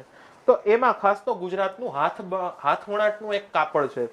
એમાં જે 55 આપણા દેવીના અલગ અલગ સ્વરૂપ છે, અને પછેડી એટલે બેકડ્રોપ, પાછળ રાખવાનો પડદો. બરોબર છે. ખાસ કરીને માતાના અલગ અલગ શક્તિના સ્વરૂપોને પ્રત્યે પુષ્પાંજલિ આપવા માટે આ માતાની પછડીની અંદર ડિઝાઇન કરવામાં આવે છે અને તૈયાર કરવામાં આવે છે. બરોબર છે. આ ગુજરાતનું જ આપણું આર્ટ છે, એટલે આપણા તમામ ગુજરાતીઓ માટે ગૌરવની વાત કહી શકાય કે વૈશ્વિક મંચમાં જ્યારે પ્રધાનમંત્રી આને ભેટ સ્વરૂપે અન્ય દેશને આપે છે, બરોબર છે, ગુજરાતના આર્ટ એન્ડ કલ્ચર માટે તો બહુ ગર્વની બાબત છે. સાથે સાથે એક બીજી વાત કરીએ તો ભારત અને યુએસએના રાષ્ટ્રપતિ વચ્ચે પણ દ્વિપક્ષીય મુલાકાત થઈ. ભારતના પ્રધાનમંત્રી અને યુએસએના રાષ્ટ્રપતિ. આ સમયે ખાસ કરીને ભારતના પ્રધાનમંત્રીએ કાંગડા મિનિચર પેઇન્ટિંગ, જે હિમાચલ પ્રદેશનું પ્રસિદ્ધ પહાડી આર્ટ છે, પહાડી પેઇન્ટિંગ કલા છે, આને ગિફ્ટમાં આપી છે. હવે હિમાચલ પ્રદેશનું આ પહાડી આર્ટ છે, એની આપણે વાત કરીએ તો ખાસ કરીને 18મી સદીમાંથી આ 18મી સદી બાદના સમયમાં આ કલાને પ્રોત્સાહન મળ્યું છે. અને ખાસ કરીને જે કાશ્મીરમાં બનેલી એક ચિત્રકલા, બહુશૈલી ચિત્રકલા, બરોબર છે, એના ઉપરથી આ કાંગડા મિનિએચર પેઇન્ટિંગ કલા, ચિત્રકલા આવેલી છે. ખાસ કરીને મુખ્યત્વે 17મી થી 19મી સદીમાં રાજપૂત શાસકોએ આ કલાને સંરક્ષણ આપ્યું હતું, અને મહારાજા સંસારચંદ જે 1765 થી 1823 નો એનો સમયગાળો છે, અને તેણે આ સમયમાં કાંગડા પેઇન્ટિંગનો વ્યાપક વિકાસ થયો છે. સાથે સાથે મૂળા પેઇન્ટિંગની અંદર શૃંગાર રસની અભિવ્યક્તિઓ કરવામાં આવે છે. તેની અંદર વ્યાપક ઠંડા અને ભરપૂર રંગનો ઉપયોગ થાય છે, અને એના કારણે આ એક કલા આકર્ષણનું કેન્દ્ર બની છે. બરોબર છે. આપણે વાત કરી કાંગડા મિનિએચર પેઇન્ટિંગ ઉપર. આ ઉપરાંત ભારતના પ્રધાનમંત્રી શ્રીએ ઇટાલીના પ્રધાનમંત્રીને એક પાટણના પટોળાનો સ્કાર્ફ ભેટમાં આપ્યો છે. આ પણ આપણા ગુજરાત માટે ગૌરવની બાબત છે.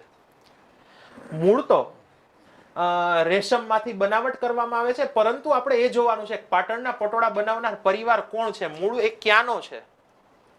તો ખાસ કરીને કર્ણાટક અને મહારાષ્ટ્રના જે રેશમ વણકરો હતા, એ લોકોએ 12મી સદીમાં ખાસ કરીને ભારતની અંદર અને ગુજરાતના ઉત્તર ભાગની અંદર સિદ્ધપુર પાટણ ક્ષેત્રની અંદર સોલંકી વંશની છત્રછાયામાં સાલવી પરિવારના લોકો આવ્યા હતા, અને આ લોકો લગભગ 701 ની સંખ્યામાં હતા, જે સોલંકી વંશના સમયમાં 12મી સદીમાં આવ્યા, અને આ કલાને ભરપૂર પ્રોત્સાહન મળ્યું હતું. અને મુખ્યત્વે આ લોકો 4 પ્રકારના અલગ અલગ પટોળા તૈયાર કરે છે. એમાં ખાસ કરીને વાત કરીએ તો જૈન અને હિન્દુઓ માટે બેવડી ઇક્તની સાડી, ની અંદર ખાસ કરીને પોપટ, હાથી, ફૂલ તથા નૃત્ય કરતી શૈલી દર્શાવવામાં આવે છે. ત્રીજો પ્રકાર જોઈએ તો મુસ્લિમ સાડીમાં ભૌમિતિક આકૃતિ અને ફૂલની શૈલી તૈયાર કરવામાં આવે છે. અને એક ચોથો પ્રકાર છે મહારાષ્ટ્રના બ્રાહ્મણ લોકો માટે જે પટોળા તૈયાર કરવામાં આવે છે, તેની અંદર ગાઢા એટલે કે ઘાટા રંગની કિનારીવાળી નરીકુંજવાળી સાડીઓ તૈયાર કરવામાં આવે છે. આવી મુખ્યત્વે અલગ અલગ 4 ભાતના પટોળા તૈયાર થાય છે. આને ખાસ કરીને પટોળા ખૂબ મોંઘા છે, કિંમતી છે, પરંતુ એનું સાંસ્કૃતિક સ્વરૂપ ખૂબ વિશ્વની અંદર પ્રસિદ્ધ છે. હવે જ્યારે એક આપણી અલગ અલગ આટલી આપણી પાસે વિવિધતા છે, આપણું સાંસ્કૃતિક આપણી પાસે કળા ખૂબ મજબૂત છે, તો જ્યારે વિશ્વના કોઈ રાષ્ટ્રાધ્યક્ષને ગિફ્ટ આપવામાં આવશે, ભેટ સોગાદ સ્વરૂપે આપવામાં આવશે, તો એની વૈશ્વિક કિંમત મહત્વની નથી. અને ત્યાં જે લોકો તૈયાર કરે છે એ પ્રતિનિધિત્વ સ્વરૂપે એ કલા એને ગિફ્ટમાં આપવામાં આવે છે, એવું પણ કહી શકાય. તો અને ખાસ કરીને આપણે કહીએ તો પાટણના પટોળા, લગભગ બધા મોટાભાગના વિદ્યાર્થી મિત્રોએ સાંભળેલું હશે કે ઘણી વખત આપણે શબ્દ સાંભળીએ છીએ જીઆઈ ટેગ વિશે, જિયોગ્રાફિકલ ઇન્ડિકેશન ટેગ છે. તો આ બધાને ખબર હશે કે ભારત દેશની અંદર આમ જોવા જાવ તો વર્ષ 2004 થી જીઆઈ ટેગ આપવાની શરૂઆત કરવામાં આવેલી છે. અને એ જીઆઈ ટેગની અંદર સૌથી પહેલો ભારતની અંદર જે જીઆઈ ટેગ મળેલો હતો, ત્યાં બધા જાણીએ છીએ કે દાર્જિલિંગની ચાને આપવામાં આવેલો હતો. તો એવી રીતે આ પાટણના પટોળા જે છે એ પણ ગુજરાતમાંથી જીઆઈ ટેગ પ્રાપ્ત કરેલી એક વસ્તુ છે. તો એના સેન્સમાં પણ અગત્યનું છે. જે વિદ્યાર્થીઓ યુપીએસસીની તૈયારી કરે છે એના માટે ઇમ્પોર્ટન્ટ છે. આપણે એટલેના પ્રાઇમ મિનિસ્ટરને ગિફ્ટ આપેલું છે એટલા સંદર્ભમાં, અને પ્લસમાં આ ગિફ્ટ છે ગુજરાતની છે. અને એટલા માટે જે વિદ્યાર્થીઓ જીપીએસસીની તૈયારી કરતા હોય, આઈધર એ તમે પ્રિલિમ્સના પોઈન્ટ ઓફ વ્યૂથી વિચારો તો પણ ભલે, મેન્સના પોઈન્ટ ઓફ વ્યૂથી વિચારો તો પણ ભલે, અને ઇન્ટરવ્યુના પોઈન્ટ ઓફ વ્યૂથી વિચારો તો પણ ભલે, પાટણના પટોળાને એ લોકો કદાચ એ કોઈ પણ ક્વેશ્ચનના સ્વરૂપમાં રજૂ કરી શકે. કોઈ પણ ક્વેશ્ચન એ પછી ચાહે જીઆઈ ટેગના સ્વરૂપનો હોય તો પણ ભલે. તો જિયોગ્રાફિકલ ઇન્ડિકેશન ટેગ શું છે, આ જીઆઈ ટેગ શું છે, એની પણ થોડી ઘણી ચર્ચા વિચારણા એ પણ તમારે ધ્યાનમાં આગળ પર લેવાના થશે. તો એને પણ આપણે ધ્યાનમાં રાખવાના છે. તો આ બધા મુદ્દાઓ છે. આગળ વધીએ આપણે. યસ, ત્યાર પછી જે ગિફ્ટ આપવામાં આવેલા છે એ ગિફ્ટ કર્નલ બ્રાસ સેટ છે. આ ખાસ કરીને સ્પેનના પ્રધાનમંત્રીને ભારતના પ્રધાનમંત્રીએ દ્વિપક્ષીય મુલાકાતને અંતે ભેટ આપી છે. આ ખાસ તો એક પરંપરાગત વાદ્ય છે. ખાસ કરીને હિમાચલ પ્રદેશનો કુલ્લુ અને મંડી વિસ્તાર, આ વિસ્તારના લોકો દ્વારા બનાવવામાં આવે છે અને ત્યાંની પરંપરાગત સંગીતની અંદર આ વાદ્યનો ઉપયોગ કરવામાં આવે છે. માટે ગિફ્ટમાં આપવામાં આવ્યું છે. અને સાથે સાથે આજના સમયમાં કર્નલ બ્રાસ સેટનો ઉપયોગ ઘર સજાવટ માટે કરવામાં આવે છે. એટલે આ પણ આપણા માટે એક અલગ ભારતની વિવિધતા છે. બરોબર છે. એના પછી આપણે એક વાત કરીએ, ખાસ કરીને ભારતના પ્રધાનમંત્રીએ જ્યારે ઇન્ડોનેશિયાના પ્રધાનમંત્રી સાથે દ્વિપક્ષીય મુલાકાત કરી ત્યારે મુખ્યત્વે બે વસ્તુ ગિફ્ટમાં આપી છે, ભેટ સ્વરૂપે આપી છે. એક તો છે સુરતનું સિલ્વર બાઉલ અને બીજું છે કિન્નોરી શાલ. એમાં સૌપ્રથમ આપણે સુરતના સિલ્વર બાઉલ ઉપર વાત કરીએ તો ખાસ કરીને શુદ્ધ ચાંદીમાંથી તૈયાર કરવામાં આવે છે અને લગભગ સદીઓ પુરાણી આ એક કલા છે. જ્યારે ધાતુ શિલ્પ તૈયાર કરવામાં આવે ત્યારે ખૂબ બારીકીનું ધ્યાન રાખવામાં આવે છે. અને માટે આ સુરતનું જે સિલ્વર બાઉલ છે એ વૈશ્વિક કક્ષાએ એની એક અલગ નામના છે, અલગ ખ્યાતિ ધરાવે છે. હવે કિન્નોરી શાલની વાત કરીએ તો કિન્નોરી શાલ શું છે? ખાસ તો હિમાચલ પ્રદેશના કિન્નોર જિલ્લામાં જ જિલ્લાના લોકો જ તૈયાર કરે છે જાત વણાટથી. અને આની અંદર જે ડિઝાઇન જોવા મળે છે એ ખાસ કરીને તિબેટ વિસ્તાર અને મધ્ય એશિયાની જે સંસ્કૃતિ છે એની છાંટ ક્યાંક ને ક્યાંક આની ડિઝાઇનની અંદર આજે જોવા મળે છે. સાથે સાથે વણાટ માટે એક્સ્ટ્રા વેફ્ટ પદ્ધતિ એક વપરાય છે. આ માત્ર એક આપણે ઇન્ફોર્મેશનની જેમ યાદ રાખવાનું છે. આપણા માટે મહત્વનું છે મધ્ય એશિયા અને તિબેટની છાંટ જોવા મળે છે. જે આજે 5000 વર્ષ પહેલાની વાત કરીએ છીએ આપણે, 5000 10000 વર્ષની પહેલા, કે ભારત તો એક અખંડ ભારત હતું. તો એકબીજા વિસ્તારના લોકો એકબીજાની વિવિધતાઓને કલા દ્વારા જોડાયેલા હતા. બરોબર છે. આ આપણી એક વિવિધતાની એક અલગ આગવી શૈલી છે કે વિવિધતા ક્યારેય વિભેદન સમાજમાં સર્જી જ ન શકે, એકબીજા સાથે આદાન પ્રદાન દ્વારા જોડાય. બરોબર છે. આગળ વાત કરીએ આપણે બીજી તો ખાસ કરીને ઓસ્ટ્રેલિયાના પ્રધાનમંત્રીને પિથોરા આર્ટ આપવામાં આવ્યું છે. ખાસ કરીને ગુજરાતનો છોટા ઉદેપુર રિજિયનમાં જે આદિવાસી લોકો વસે છે એના દ્વારા પિથોરા આર્ટ તૈયાર કરવામાં આવે છે. એની અંદર ખાસ કરીને લેક સંસ્કૃતિનું સમૃદ્ધ તત્વ અને જે પૌરાણિક આદિવાસીઓની દંતકથાઓ હોય છે એને ચિત્રશૈલી અંદર રજૂ કરવામાં આવે છે. સાથે સાથે આ ચિત્રકલા ઓસ્ટ્રેલિયાની એબોરિજિનલ ડોટ પેઇન્ટિંગ છે એની સાથે ક્યાંક ને ક્યાંક સામ્યતા ધરાવે છે.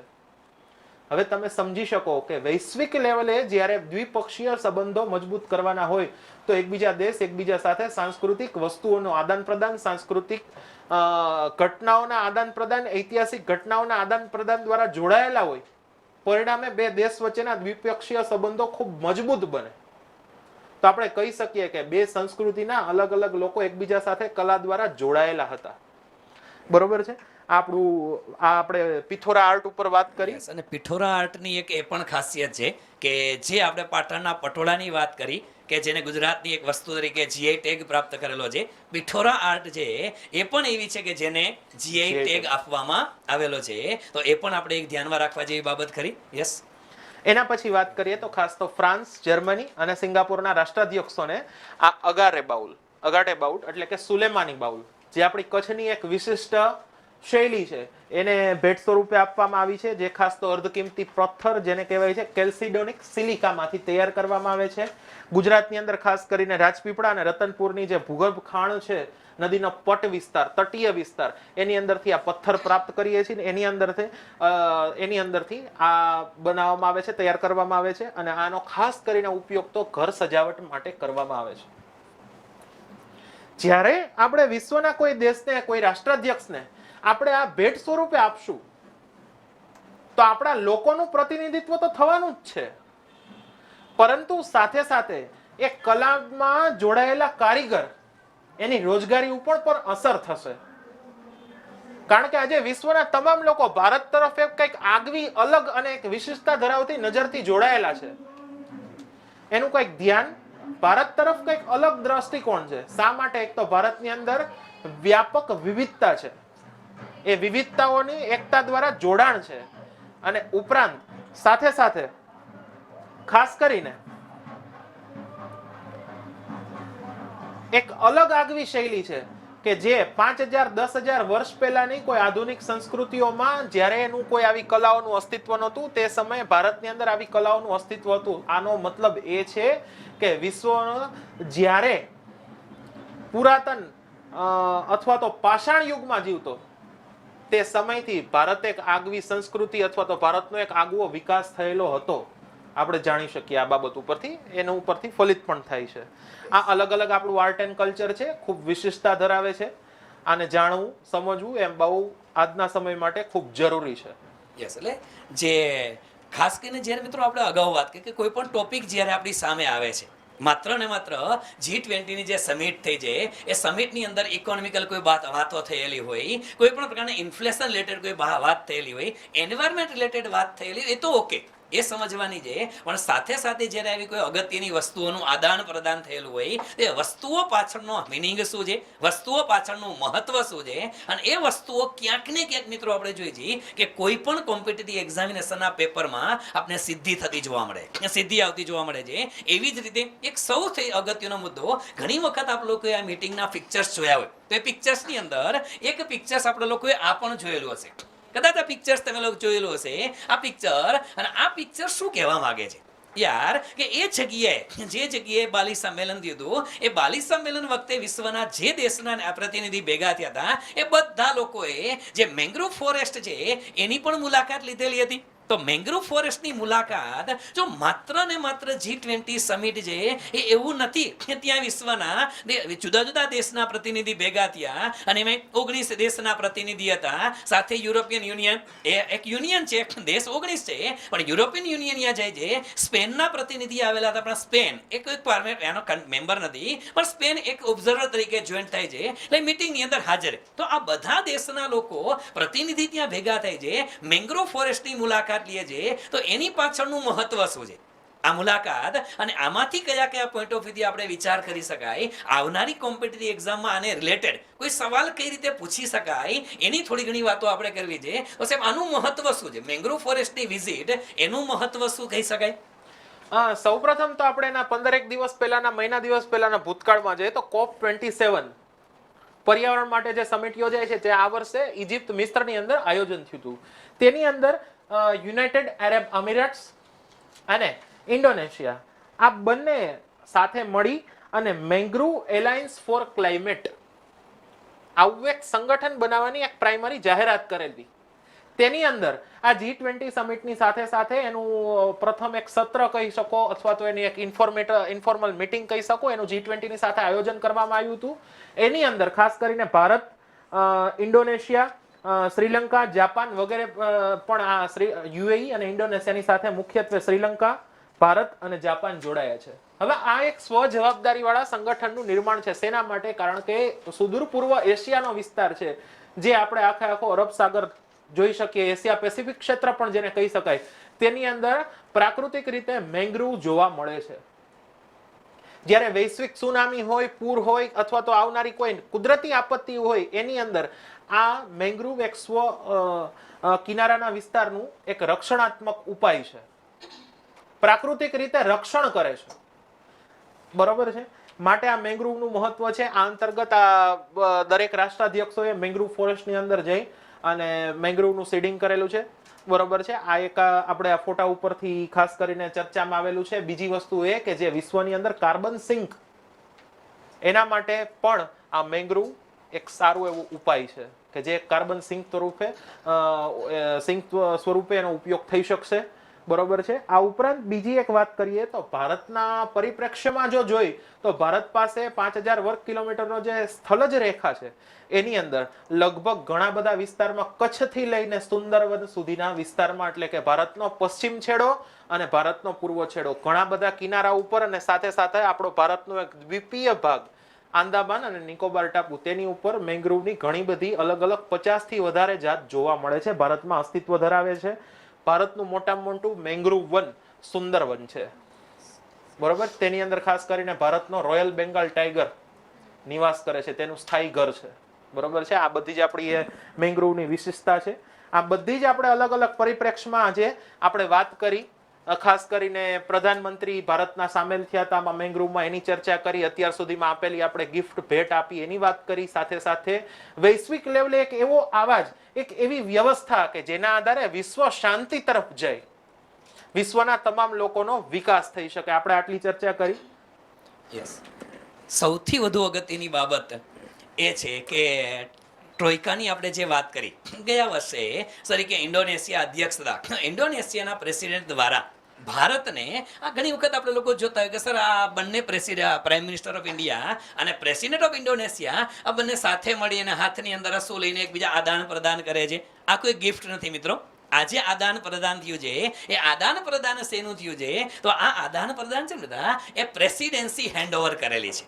આ જે પર્ટિક્યુલર પિક્ચર છે એ પિક્ચર શેના માટે છે કે G20 ની જે પ્રેસિડેન્સી હતી એ ઇન્ડોનેશિયા પાસેથી પ્રેસિડેન્સી હેન્ડઓવર કરી રહ્યા છે. તો પ્રેસિડેન્સી હેન્ડઓવર કરવી એટલે આપણે કીધું કે ભાઈ હવેથી, એટલે કે 1 ડિસેમ્બર ઓનવર્ડ G20 જે છે એના અધ્યક્ષ તરીકે, પ્રેસિડેન્ટ તરીકે ભારત રહેવાનું છે. એટલે પ્રેસિડેન્સી હેન્ડઓવર કરી છે. હવે જેવી પ્રેસિડેન્સી હેન્ડઓવર કરી એની સાથે સાથે ઇન્ડિયા, ભારત દેશ જો પ્રેસિડેન્ટ બનવાનું હોય તો ભારત દેશે આ G20 દેશના સમૂહનું 2023 માટેનું થીમ પણ રજૂ કર્યો. આપણે લોકોએ એનો લોગો પણ રજૂ કરેલો હતો. તો એનું થીમ શું છે, એનો લોગો રજૂ કરેલો શું છે, અને ખરેખર જે લોગો અનવેલ કરેલો છે એ લોગોનું મહત્વ શું છે?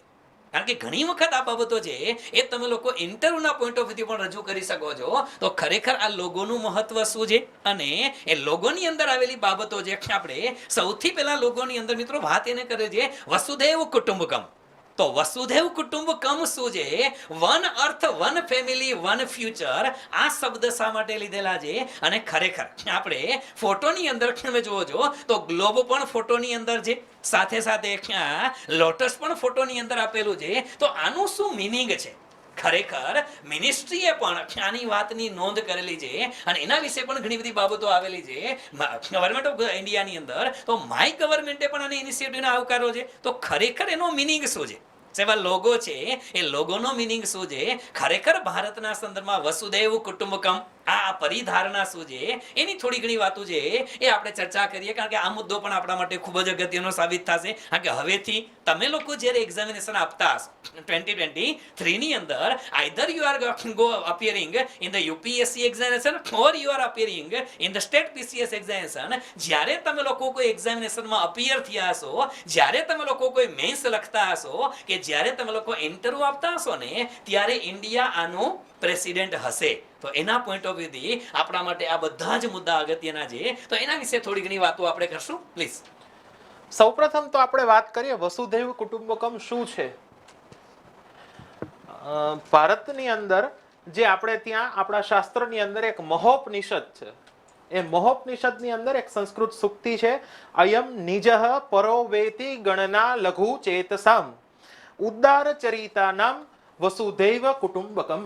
આ શબ્દ, આ એક સંસ્કૃત સૂક્તિ છે, એની અંદરથી વસુધૈવ કુટુંબકમની આપણે શબ્દ લીધેલો છે. એનો આપણે વિસ્તૃત અર્થ જોઈએ તો આ જે સંસ્કૃત સૂક્તિ છે એનો અર્થ એવો થાય કે આ મારું છે અને મારું નથી, એવી એક પ્રકારનો આપણો લઘુતા ગ્રંથિ વાળો દ્રષ્ટિકોણ નથી. આપણો દ્રષ્ટિકોણ તો એવું છે કે આ સમગ્ર વિશ્વ આપણું છે. સમગ્ર વિશ્વ આપણું છે અર્થાત શું? સમગ્ર વિશ્વના લોકો આપણા છે. સમગ્ર વિશ્વની પ્રાણીઓ, પ્રકૃતિઓ આપણી છે. બરોબર છે? એમને વસુધૈવ કુટુંબકમની આ મુખ્યત્વે ભારતની એક પરિયોજના છે ને, આ ભારતનો એક દ્રષ્ટિકોણ છે. પરિયોજનાઓ તો કેવું એના માટે ટૂંકું પડે, પણ આપણો ભારતનો એક મહત્તમ દ્રષ્ટિકોણ છે. કારણ કે વિશ્વની અંદર જ્યારે જ્યારે કોઈ પ્રકૃતિના પ્રકોપ હોય, કોઈ માનવીય અભિગમને અથવા તો માનવના સ્વભાવના આધારે આવનારી કોઈ આપત્તિ હોય, દરેક સમયે ભારત એક અલગ અવાજ દ્વારા મદદ માટે સૌથી આગળ આવેલું છે. એમાં આપણે ઇન્ડોનેશિયામાં પ્રધાનમંત્રીશ્રીએ મુલાકાત કરી 2018માં જે ઇન્ડોનેશિયામાં ભૂકંપ આવ્યો, આ સમયે ભારતે ઓપરેશન સમુદ્ર મૈત્રી દ્વારા વ્યાપક ઇન્ડોનેશિયાને મદદ કરી હતી. વેક્સિન મૈત્રી, જે વિશ્વના દેશ, જે વિકસિત દેશ છે, જે ઉદ્યોગોમાં, જે સ્વાસ્થ્યની અંદર ભારતથી ખૂબ આગળ છે, એ લોકો પણ વિશ્વના કોઈ પણ દેશને મદદ નથી કરી શક્યા એટલી ભારતે ઉદાર હાથે, ઉદાર દિલે મદદ કરી છે. શા માટે? મૂળમાં આપણો દ્રષ્ટિકોણ છે વસુધૈવ કુટુંબકમ. વિશ્વના તમામ લોકોનું કલ્યાણ થાય. એ પછી બનેલી અફઘાનિસ્તાનની ઘટના હોય, તે સમયે અફઘાનિસ્તાનમાં જ્યારે ખાદ્યાન્નની ખૂબ ક્રાઇસિસ હતા, એ સમયે ભારતે મોકલેલા ઘઉં હોય તોય ભલે. વિશ્વમાં જ્યારે COVID-19 નો પ્રકોપ ચાલુ થયો, હજી કોઈ વેક્સિનની શોધ નહોતી, આ સમયે મોકલવામાં આવનારી જે સામાન્ય દવા હોય, બરોબર છે, એનો જ્યારે મોકલવાની હોય તો પણ ભલે. અને આ ઉપરાંત ગમે ત્યારે વિશ્વમાં આવનારી કોઈ આપત્તિ હોય કે જે માનવ નિર્મિત આપત્તિ છે, આ સમયે સંયુક્ત રાષ્ટ્ર સંઘના શાંતિ મિશનમાં પણ ભારત દરેક વખતે સામેલ થાય છે. શા માટે? ભારતનો દ્રષ્ટિકોણ છે વસુધૈવ કુટુંબકમ. હવે આપણે આજે વાત કરવાની છે ખાસ કરીને G20 નો આપણો લોગો છે, એની અંદર એક લોટસ છે, કમળ. પણ કમળની અંદર અલગ અલગ 7 પાંદડીઓ દર્શાવવામાં આવી છે. આ વિશ્વ એક પરિવાર છે એનું પ્રતીક છે, કારણ કે વિશ્વની અંદર અલગ અલગ 7 ખંડ છે. આપણું સંગીત લઈ લો, એની અંદર પણ 7 સ્વર છે. જ્યારે 7 સ્વરનો સંગમ થાય ત્યારે જ સંપૂર્ણ સંગીત સાંભળવાની મજા આવે છે. બરોબર છે? આ આપણે ત્યાં ખૂબ એક અલગ વિશેષતા ધરાવતો લોગો છે. સાથે સાથે બીજી ઘણી બધી આપણે વાત કરીએ તો આ 7 લોગોની અંદર અલગ અલગ ભારતની જે વિવિધતા છે, અલગ અલગ ભાષા અને બોલીમાં જોવા મળતી વિવિધતા છે, એનો પણ એમાં બહુ સારી રીતે સંગમ કરેલો છે. જેમ કે રાજસ્થાનની વાત કરીએ તો શું કહે છે? પધારો મારે દેશ. ગુજરાત હશે શું કહે છે? તમારું સ્વાગત છે. કેરેલા હશે તો કહેશે એલ્લા વલકુમ સ્વાગતમ. બંગાળ જશો તો અપના કા સ્વાગત જોનાઈ, એ કહેશે. આ ભારતની અલગ અલગ વિવિધતાઓનું પ્રતીક છે, જે કમલની અંદર જોડાયેલું છે. એનો મતલબ એમ છે કે વિવિધતા એકતા સ્વરૂપે જોડાયેલી છે. સાથે સાથે આ બધી જ બાબતની સાથે સાથે ભારતના પ્રધાનમંત્રીએ જ્યારે લોગોનું લોકાર્પણ કર્યું તે સમયે ઘણી બધી વાત કરી હતી. એને પણ આપણે સમજવા જેવી જરૂર છે. ભારતનો મૂળ આપણો સિદ્ધાંત અદ્વૈતવાદનો છે. અદ્વૈતવાદની અંદર જીવ માત્ર કે વિશ્વની અંદર કોઈ મનુષ્ય હોય, પ્રાણી હોય, એમાં માત્ર ને માત્ર મનુષ્યનું જ દર્શન કરવાની આ એક પરિકલ્પના છે. જીવ માત્રની અંદર ઈશ્વર અથવા તો મનુષ્યના દર્શન. એટલે તમામ પ્રત્યે પ્રકૃતિ હોય, પ્રાણી હોય, સજીવો હોય, માણસો હોય, અન્ય સંસ્કૃતિના લોકો હોય, જળચર સંપત્તિ હોય, તમામમાં માનવાત્મક અભિગમ દર્શાવવાનો, તમામના પ્રત્યે કરુણા દર્શાવવાની આપણો મૂળ સિદ્ધાંત છે. એની આપણે વાત કરીએ, સાથે સાથે બીજી થોડી ઘણી વાત કરીએ તો ભારતની જે પ્રધાનમંત્રી દ્વારા જે આ બધી ઘોષણાઓ કરવામાં આવી છે કે G20 નું ભારતમાં એક સરળ અને સુચારું આયોજન થાય. વિશ્વના જે લોકો આવશે આખા વર્ષ દરમિયાન આવશે. શા માટે? કારણ કે G20 ની મુખ્ય સમિટની સાથે લગભગ 200 થી વધુ અલગ અલગ સમિટનું ભારતની અંદર આયોજન થાય છે.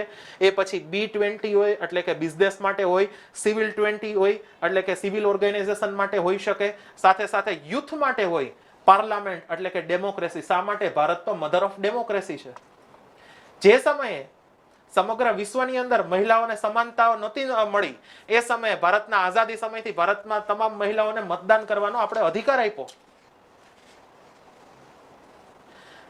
વિશ્વની અંદર જ્યારે વિકાસની વાત કરીશું તે સમયે મહિલાઓની ભાગીદારી ના હોય તો કોઈ સંસ્કૃતિની, કોઈ સ્થળની અથવા તો કોઈ દેશનો વિકાસ શક્ય નહીં બને. શા માટે?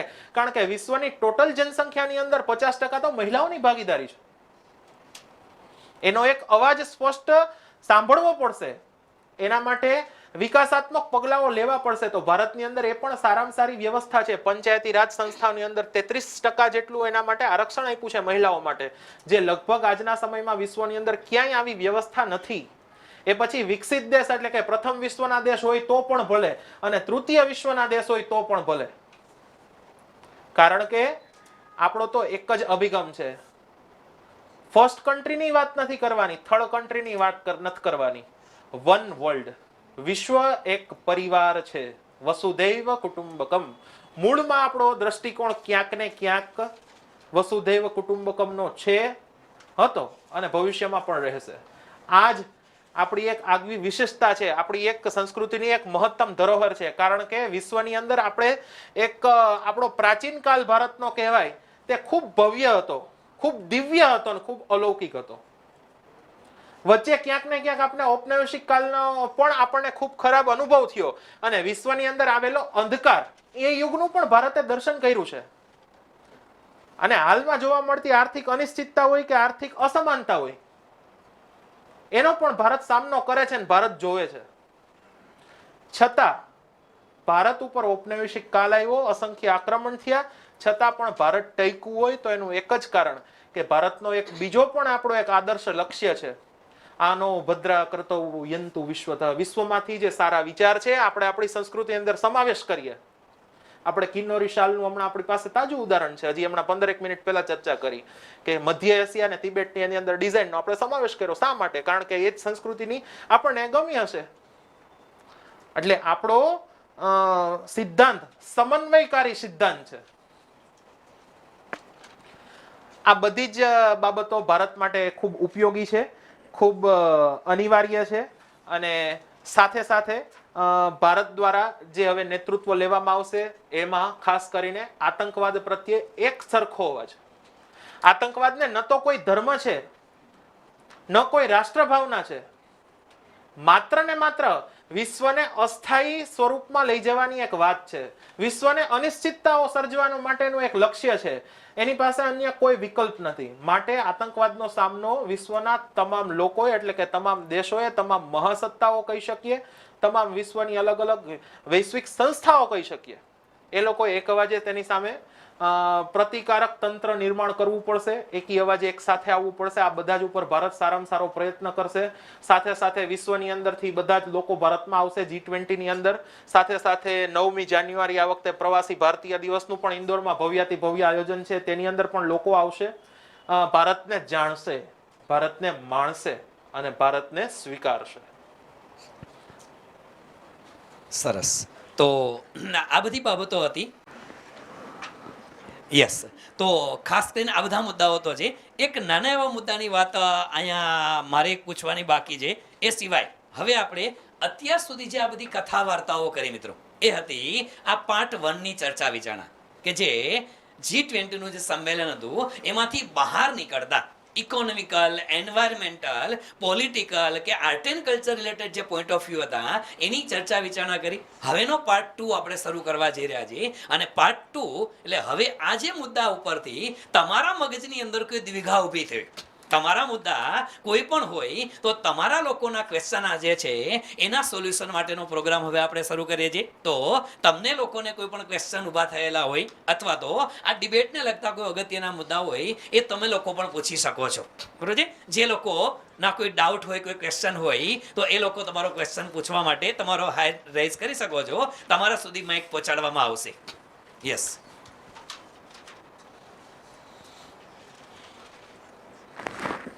આ G20 ને લગતા કોઈ પણ મુદ્દાઓ, કોઈ પણ ડાઉટ?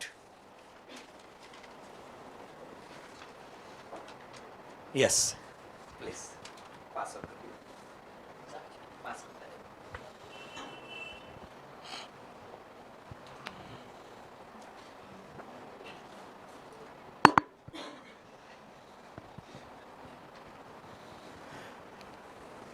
સર હમણાં તમે કીધું હતું કે આર્ટ એન્ડ કલ્ચરની અંદર જે કચ્છનું આપણે ગિફ્ટમાં આપ્યું હતું ફોરેન, તો એની અંદર તમે કીધું હતું કે એમ્પ્લોયમેન્ટ જનરેશન ઉપર પણ તે ફોકસ થાય છે. તો એ કેવી રીતે એમ્પ્લોયમેન્ટ જનરેશન વધી શકે છે? આઈ નો દેટ તે તમે આપણે કોઈ બી ગિફ્ટ આપીએ છીએ તો એનું ઇમ્પોર્ટન્સ વધે, પણ એમ્પ્લોયમેન્ટ જનરેશન કેવી રીતે વધે?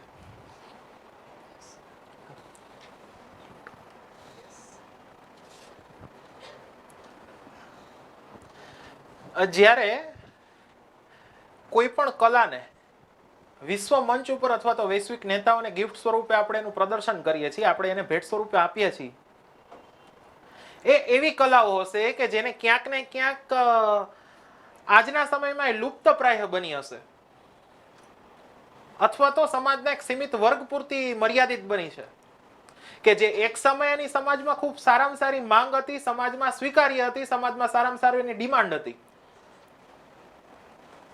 હવે જેમ આપણે ઉદાહરણ તરીકે કચ્છની વાત કરી, બરોબર છે, તો એ લોકો એવા હશે કે જે બહુ અત્યારે હાલના સમયે ઓછા લોકો એ કલામાં જોડાયેલા હશે. શા માટે? કારણ કે જે કલામાં અનિશ્ચિતતા હોય, જેમાંથી યોગ્ય આર્થિક ઉપાર્જન ના થાય, તો એ કલા જે વંશ પરંપરાગત આગળ આવે છે તો એના નવા આવનારા વંશજો હશે એમાં નહીં જોડાય, એ અન્ય માર્ગ તરફ ગતિ કરશે. પણ જ્યારે વૈશ્વિક નેતાઓ સમક્ષ આને રજૂ કરવામાં આવે ત્યારે એની ખરીદ ક્ષમતા, એના તરફ લોકોનું આકર્ષણ વધે. લોકોનું આકર્ષણ વધે એટલે વિશ્વની અંદર એ વસ્તુની ડિમાન્ડ પણ વધી શકે. ડિમાન્ડ વધે અર્થાત એનું ઉત્પાદન વધારવું પડશે. ઉત્પાદન વધે અર્થાત એ કલાનું સજીવન થાય. અર્થાત એનો મતલબ એ છે કે જે જોડાયેલા પરિવાર હશે, જોડાયેલા કારીગરો હશે ને યોગ્ય રોજગારી મળે. કારણ કે સાવ દેશી ભાષામાં આપણે ગુજરાતી ભાષાની અંદર એક કહેવત છે કે બોલે એના બોર વેચાય.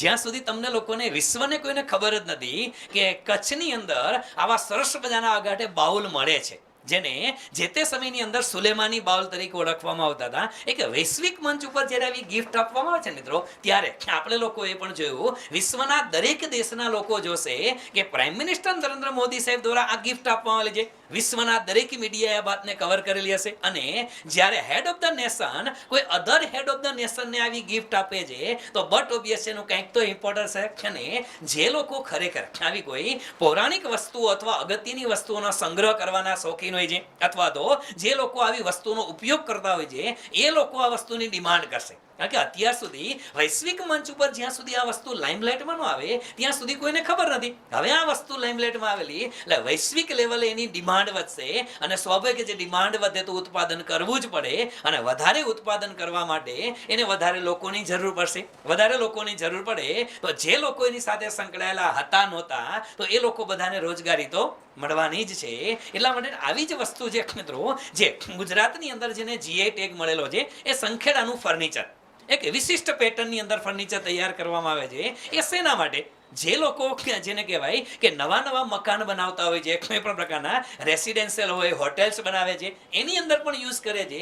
શા માટે? કે જ્યારે લાઇમલાઇટમાં આવેલું ત્યારે ખબર પડી. જ્યાં સુધી કોઈ વસ્તુ લાઇમલાઇટમાં નહીં આવે ત્યાં સુધી કોઈને ખબર નહીં, અને લાઇમલાઇટમાં આવશે તો જ ઉત્પાદન વધે. ઉત્પાદન વધારવા માટે રોજગારીની તકો વધવાની છે. ઠીક છે? યસ પ્લીઝ પાસ કરજો. સાથે સાથે ગુજરાતનું ખાસ કરીને કચ્છનું જ બીજું છે રોગન કલા. એ પણ અત્યારે બહુ ચર્ચામાં છે, બરોબર છે. આ ઉપરાંત અજરખ વર્ક હોય, આ બધા જ ગુજરાતના, ને સાથે સાથે રાજકોટના પણ પટોળા પ્રખ્યાત છે, એને પણ જીઆઈ ટેગ અલગ મળેલો છે. એ પણ આપણે ભવિષ્યમાં ક્યારેક આવી જ રીતે વ્યવસ્થિત ચર્ચા કરીશું, માત્ર ને માત્ર ગુજરાતના અલગ અલગ સાંસ્કૃતિક કેન્દ્ર હોય કે અલગ અલગ કલા ઉપર.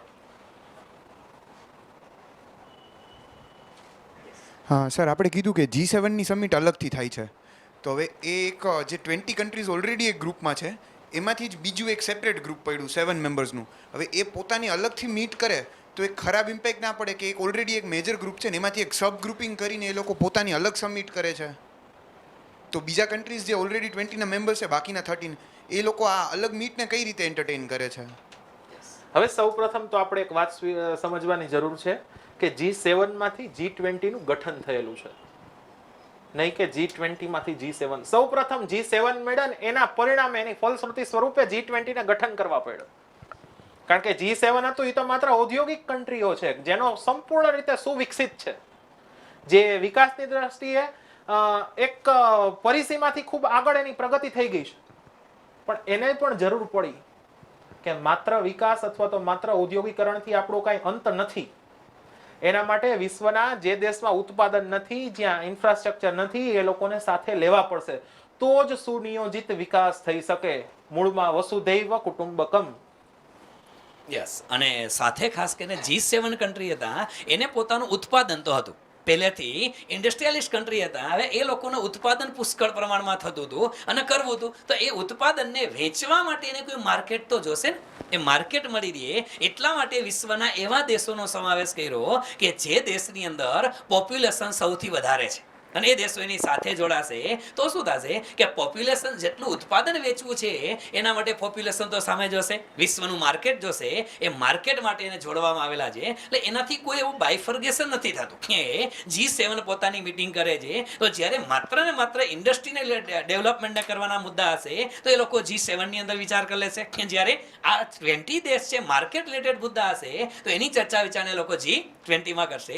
એના પરિણામે બંને ગ્રુપની અંદર કોમન મેમ્બર હોવા છતાં પણ કોઈ પણ પ્રકારના ડિસ્પ્યુટ થઈ શકે એવો કોઈ મુદ્દો રહેતો નથી, કારણ કે બંનેના એજન્ડા અલગ અલગ છે, બંનેના હેતુઓ અલગ અલગ છે. જે હેતુ માટે ભેગા થયા હોય ત્યારે એ હેતુની ચર્ચા વિચારણા કરવામાં આવતી હોય છે. ઠીક છે, ઓકે, યસ યસ પ્લીઝ. સાથે સાથે આ વર્ષમાં જે G20 નું ભારતમાં આયોજન થવાનું છે તે મુખ્ય આયોજન દિલ્હીની અંદર છે, પણ સાથે સાથે જે અન્ય બધી સમિટ હશે ભારતના અલગ અલગ શહેરી ક્ષેત્રની અંદર અલગ અલગ જગ્યાએ પણ આયોજન થશે. ઉત્તરથી દક્ષિણ, પૂર્વથી પશ્ચિમ ભારતની વિવિધતાઓનો વિશ્વને અનુભવ કરાવવામાં આવશે. Good morning sir. Good afternoon. મારો સવાલ એવો હતો કે સર આપણે G20 મિટિંગ થઈ એમાં ભારતમાં સૌથી મોટી અસર કઈ પડી શકે, અને જ્યારે અધ્યક્ષ બને ભારત અને ત્યારે કઈ અલગ રીતે અસર પડી શકે, અને દરેક વસ્તુના બે પાસા હોય, એક સારો અને ખરાબ. આ મિટિંગના કારણે ભારત ઉપર કોઈ નકારાત્મક અસર થઈ શકે એ જાણવું છે. સવાલ છે નકારાત્મક બાબતોનો, તો G20 નો મૂળનો હાર્દ જ એ છે કે વિશ્વમાં અનિશ્ચિતતાઓ છે તેને દૂર થાય, એનું એક સ્થાયી સમાધાન નીવડે, એટલે કોઈ નકારાત્મક અસરની તો કોઈ વાત જ નથી. ભારત ઉપર થનારી અસરોમાં ખાસ કરીને વાત કરીએ, એક તો ભારતની વિવિધતાઓને વિશ્વ જાણશે, સાથે સાથે ભારતનું વિચાર ક્યાં છે. ભારતમાં આજે વિશ્વની અંદર જે ભારત દ્વારા જે છેલ્લા 10 વર્ષની અંદર જન આંદોલન બનાવવામાં આવ્યા છે એનો પણ વ્યાપક ખ્યાલ વિશ્વને જોવા મળશે. જેમ કે ભારતમાં સ્વચ્છતા આંદોલન જે તમામ લોકોને જોડ્યા એમાં એનું જોવા મળશે. સાથે સાથે ભારતનો જે વિકાસ, જે ભારત દ્વારા જે ઇન્ફ્રાસ્ટ્રક્ચર ડેવલપમેન્ટ હોય, પછી જે રાષ્ટ્રીય રાજમાર્ગનો વિકાસ હોય, ભારતના બંદરોનો વિકાસ હોય, સાથે સાથે ભારતના અલગ અલગ સંસાધનોનો વિકાસ હોય, ભારતના લોકોને આપવામાં આવતી રોજગારની સુવિધા હોય, લોકો માટેના કરવામાં આવતા સામાજિક ઉપાગમો, જેમ કે ભારતમાં ચાલતી પ્રધાનમંત્રી આવાસ યોજના, જે અંતર્ગત જેટલા હાઉસ તૈયાર કરવામાં આવ્યા છે આ છેલ્લા 5-7 વર્ષની અંદર, એ લગભગ ઓસ્ટ્રેલિયાના તમામ લોકોનો સમાવેશ થઈ જાય એ કક્ષાનું કામ થયેલું છે. જનધન એકાઉન્ટની વાત કરીએ તો USA ના તમામ લોકોના એકાઉન્ટ ખોલવામાં આવે એટલું એકાઉન્ટ માત્ર ને માત્ર ભારતમાં ખોલવામાં આવ્યા છે ભારતના લોકો માટે. એ કલ્યાણકારી ઉપાગમ છે કે લોકોને સીધા બેંક દ્વારા જોડવામાં આવ્યા. લોકો પાસે એક એવું, લોકો માટે એક એવી અલગ વ્યવસ્થા કરવામાં આવી, વિશિષ્ટ વ્યવસ્થા, કે જે વ્યક્તિને બેંક શું છે, બેંકનું પગથિયું નહોતું જોયું, એને આપણે બેંક તરફ લઈ ગયા. સાથે સાથે ડિજિટલાઇઝેશન, આજે વિશ્વની એક આપણે કઈ તો ચૂક કહીએ તો ચૂક અને આપણા માટે એક જરૂરી ઉપાગમ કહીએ વિશ્વ માટે તો એ કે આજે વિશ્વની અંદર 50 જ એવા દેશ છે કે જેની અંદર ડિજિટલ પેમેન્ટ થાય છે. તો આવનારા 10 વર્ષનું આપણું એ પણ લક્ષ્ય હશે કે વિશ્વના તમામ દેશોની અંદર ડિજિટલ પેમેન્ટની આપૂર્તિ કરવામાં આવે. સાથે સાથે બીજી એ પણ વાત હોઈ શકે, ખાસ કરીને જે vaccine, free and fair vaccine ભારતની અંદર તમામ લોકોને, મને અને તમને બધાને મળી છે, એ ડોઝ લગભગ યુએસએ પ્લસ યુરોપિયન યુનિયનની ટોટલ જનસંખ્યાને ભેગા કરવામાં આવે એનાથી 2.5 ગણા વધુ ડોઝ ભારતના લોકોને આપ્યા છે. જ્યારે કોવિડનો સમય હતો ત્યારે ભારતનું સ્વાસ્થ્ય સુવિધા, આપણું હેલ્થકેર સિસ્ટમ હતું એના કરતાં તો વિશ્વના ઘણા એવા દેશ છે જે આપણાથી આગળ હતા. પણ પરિણાત્મક કાર્યવાહી જે ભારતે કરી એની પાસેથી વિશ્વને એક અલગ આખો નમૂનો મળ્યો છે. જેની પાસે આટલી વિશાળ જનસંખ્યા છે, એ જનસંખ્યા કોઈ આપણા માટે અવરોધક પરિબળ નથી, પણ ગતિશીલ, ગતિકારી પરિબળ છે. ક્યારે ગતિશીલ અથવા તો ગતિકારી પરિબળ બની શકે કે તમામ બાબતમાં સમગ્ર લોકોને જોડવાના. સ્વચ્છતા આંદોલન છે, દેશમાં સ્વચ્છતા વ્યાપક પ્રમાણમાં મૂકવું હોય તો એની અંદર જન આંદોલન બનાવ્યું ભારતે. આ એક અલગ ઉપાગમ છે. યસ, અને ખાસ કરીને જો આપણે ખરાબ અસરો છે, સારી અસરો તો ઘણી બધી છે, પણ ખરાબ અસરો કોઈ નથી પડવાની. પણ હા, ઇનફેક્ટ એક વસ્તુ સ્પષ્ટ છે કે જ્યારે ભારત પાસે જ્યારે પ્રેસિડેન્સી આવતી હોય ત્યારે ભારત સામે ચેલેન્જીસ ઘણી બધી આવશે. આ કે કોઈ પણ કન્ટ્રી જ્યારે પ્રેસિડેન્ટ બને છે, પ્રેસિડેન્સી જેની પાસે હોય છે, વૈશ્વિક લેવલે એ જે દેશોની અંદર G20 સમૂહના જેટલા દેશ છે એ દરેક દેશની અંદર રહેલી જે સમસ્યાઓ, એ સમસ્યાઓના સમાધાન કરવા માટેની જે જવાબદારી છે, એ રિસ્પોન્સિબિલિટી પ્રેસિડેન્સી જેની પાસે છે એની છે. તો સૌથી મોટી ચેલેન્જીસ આ ભારત પાસે જે આવવાની છે એ વૈશ્વિક મહામંદીની. કારણ કે વિશ્વના દરેક દેશની અંદર અત્યારે વૈશ્વિક મહામંદી શરૂ થઈ ગઈ છે. તો આ મહામંદીમાંથી બહાર નીકળવા માટે શું કરવું, એ સૌથી મોટી ચેલેન્જ એ ભારત માટે બની રહેશે. બીજી ચેલેન્જ ભારત માટે બની રહેશે, જેનો આપણે લોકો ભારત દેશની અંદર પણ સામનો કરી રહ્યા છીએ, ઇન્ફ્લેશન. ખૂબ જ પુષ્કળ પ્રમાણની અંદર આ ઇન્ફ્લેશનની અંદર વધારો થયો ડ્યુ ટુ COVID-19. કારણ કે COVID-19ને પરિણામે ઇન્ફ્લેશન જે છે એ ઇન્ફ્લેશન એટલા માટે વધેલું હતું કે મોટા ભાગના ઇન્ડસ્ટ્રી છે એ ભારત દેશમાં નહીં, વિશ્વના દરેક દેશની અંદર ઇન્ડસ્ટ્રી એ સ્ટોપ હતા. એનું લોકડાઉન હતું. લોકડાઉનને પરિણામે ઉત્પાદન નહોતું થયું, અને ઉત્પાદન ઘટવાને પરિણામે જે સપ્લાય પુલ ઇન્ફ્લેશન છે એમાં વધારો થયો. ચીજ વસ્તુની અછત હતી, એ અછતને પરિણામે વસ્તુની ડિમાન્ડ વધી ગઈ, ફુગાવો થયો. સાથે સાથે આફ્ટર લોકડાઉન જ્યારે વન્સ અગેન અર્થવ્યવસ્થા વિશ્વની ચાલુ થઈ, અને એ અર્થવ્યવસ્થા ચાલુ થઈ એ વખતે જે લોકોની પાસે કામ નહોતું, બેરોજગારી હતી, એ લોકોને આવક વધારે જોતી હતી, અને આવકની જરૂરિયાત હતી. એ આવક વધારે મળી, ચીજ વસ્તુના ભાવમાં પણ વધારો થયો, લેબર કોસ્ટની અંદર વધારો થયો, અન્ય કોસ્ટની અંદર વધારો થવાથી જે કોસ્ટ પુશ ઇન્ફ્લેશન છે એ પણ જોવા મળ્યું. માત્ર ભારતમાં નહીં, વિશ્વના તમામ દેશોની અંદર આ બે પ્રકારના ઇન્ફ્લેશન જોવા મળે છે. તો સૌથી મોટી ચેલેન્જીસ ભારત માટે અને વિશ્વના દરેક દેશો માટે એ પણ છે કે ઇન્ફ્લેશનને કઈ રીતે કંટ્રોલ કરવો જોઈએ. તો પહેલી ચેલેન્જીસ વિશ્વમાં મંદી છે એ દૂર કરવાની ભારત પાસે છે. બીજું, ઇન્ફ્લેશન જે હાઈ થઈ ગયો છે, વિશ્વમાં એવું નથી કે ભારત દેશ છેલ્લા 4 મીટિંગથી ભારત દેશની મોનેટરી પોલિસી કમિટી છે એ રેપો રેટની અંદર કોન્સ્ટન્ટ વધારો કરી રહી છે. એવું નથી. વિશ્વના દરેક દેશોની અંદર રેપો રેટ જે છે એની અંદર વધારો થઈ રહ્યો છે, એની સેન્ટ્રલ બેંક છે એ રેટ વધારે છે. તો એ પણ સમસ્યા છે. સાથે વૈશ્વિક કક્ષાએ વિશ્વના એકબીજા દેશ છે, અને એમાં પણ ખાસ કરીને G20 સમૂહના દેશો. તો G20 સમૂહના જે દેશ છે એ દેશ પણ અંદરો અંદર એ લોકો પોતે સંપીને રહી શકતા નથી. અને એની અંદર આપણે બધાને ખબર છે કે વર્તમાનની અંદર ઇન્ડિયા અને ચાઇનાની પોલિસી હોય, અમેરિકા અને ચાઇના છે. તો વિશ્વના બધા દેશો જે ઇન્ટરનલ કોન્ફ્લિક્ટ ઊભા થયા છે, તો એ લોકોને શાંત કઈ રીતે કરવા, એ પણ ભારત માટે સૌથી મોટી ચેલેન્જીસ હશે. સૌથી મોટી ચેલેન્જીસ. તો આવી ઘણી બધી ચેલેન્જીસ જે છે એ ભારતે એનો સામનો કરવો. ખરાબ અસરો નહીં, પણ ચેલેન્જીસ 100% કહી શકાય કે જેનો સામનો ભારતે કરવો પડશે. આ બાબતો કહી શકાય. ઠીક છે, ઓકે. અને અંતતોગતમાં વિશ્વની અંદર જે અસ્થિરતાઓ હોય એને દૂર કરવા માટે ભારતનો યજુર્વેદનો જે શાંતિ મંત્ર છે એ સ્વીકારવો પડશે. એના ઉપર વ્યાપક ચર્ચાઓ પણ કરવી પડશે. એમાં કહેવાયું છે ને, ઓમ દ્યોહો શાંતિ, અંતરિક્ષ દ્યોહો શાંતિ, પૃથ્વી શાંતિ.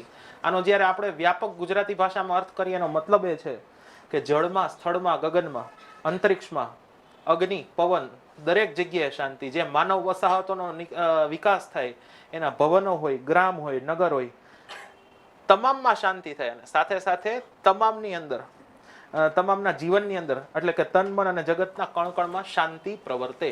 શાંતિ ક્યારે પ્રવર્તે? જ્યારે વિશ્વના તમામ લોકોનો સમાવેશી વિકાસ થાય.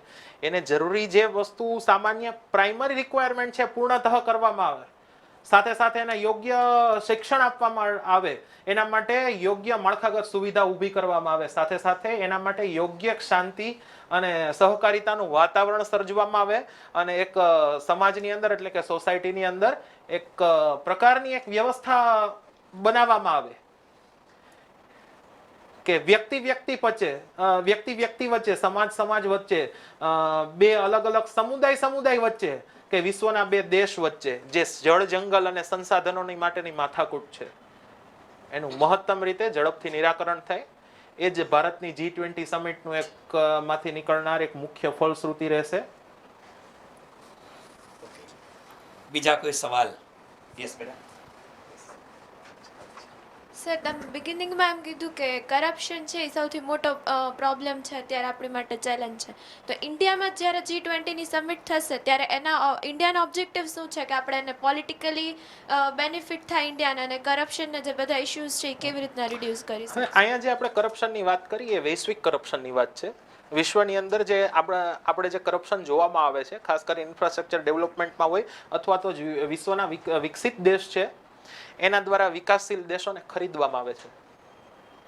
કઈ રીતે એ લોકોને આર્થિક રીતે પાયમાલ કરવા, કઈ રીતે એ લોકોને ડૂબાડવા, એના પોતાના સ્વહિત એટલે સ્વાર્થ માટે અન્ય કઈ રીતે અન્ય સમાજની અથવા તો અન્ય દેશની નુકસાની કરવી. આપણી પાસે આજે ઘણા વિશ્વની અંદર એવી તાકાત અત્યારે છે જે વિશ્વને આફ્રિકા હોય અથવા તો સુદૂર પૂર્વ, જેને આપણે સાઉથ ઈસ્ટ એશિયા કહીશ, એના ઉપર સતત અવરોધાત્મક પરિબળ દ્વારા એને કેપ્ચર કરવાની પ્રવૃત્તિઓ થાય છે. તેના માટે G20 એક અલગ મંચ રહેશે ભારતમાં.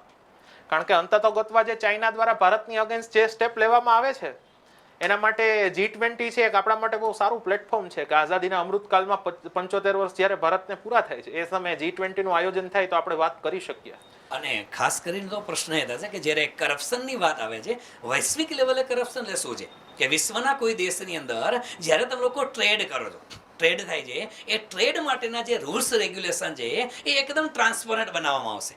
ભારતનો સૌથી મોટી બાબત એ હશે કે જો ઇન્ટરનેશનલ લેવલે તમારા રૂલ્સ રેગ્યુલેશન છે એ ટ્રાન્સપરન્ટ હશે, જો પારદર્શક હશે ને, તો કોઈ પણ પ્રકારના વૈશ્વિક કરપ્શનનો પ્રશ્ન નહીં આવી શકે. ફોર એક્ઝામ્પલ, જેમ ભારત માટે આપણે કહીએ તો ભારત દેશની અંદર જે કોઈ ગવર્મેન્ટ તરફથી જે ગ્રાન્ટ મળતી હતી, ગવર્મેન્ટ તરફથી સામાન્ય લોકોને જે સબસિડી આપવામાં આવતી હતી, એ સબસિડી વચ્ચેથી એમાં કરપ્શન ના થાય એટલા માટે ભારતે ઉઠાવેલો એક ઇનિશિયેટિવ આપ લોકોને બધાને ખબર હશે, ડાયરેક્ટ બેનિફિટ ટ્રાન્સફર, કે કોઈ પણ પ્રકારની સબસિડી આપ લોકોને મળે છે તો એ સબસિડી હવે વાયા તમને લોકોને નથી પહોંચતી, પણ ડાયરેક્ટલી સબસિડી છે કોઈ પણ પ્રકારની, એ એગ્રીકલ્ચરલ સબસિડી હોય તો પણ ભલે, કોઈ ઇન્ડસ્ટ્રીયલ સબસિડી હોય તો પણ ભલે, કોઈ પણ પ્રકારની એજ્યુકેશનલ સબસિડી હોય, એ તમામ પ્રકારની સબસિડી હવે જે લાભ લેનાર વ્યક્તિ છે એના ખાતામાં જ ટ્રાન્સફર થાય છે. તો આજે ઇનિશિયેટિવ છે આવા જ કોઈ ટ્રાન્સપરન્ટ નીતિ નિયમો બનાવવામાં આવે, જેના પરિણામે વિશ્વની અંદર શું થશે કે જે આ કરપ્શનનો પ્રશ્ન છે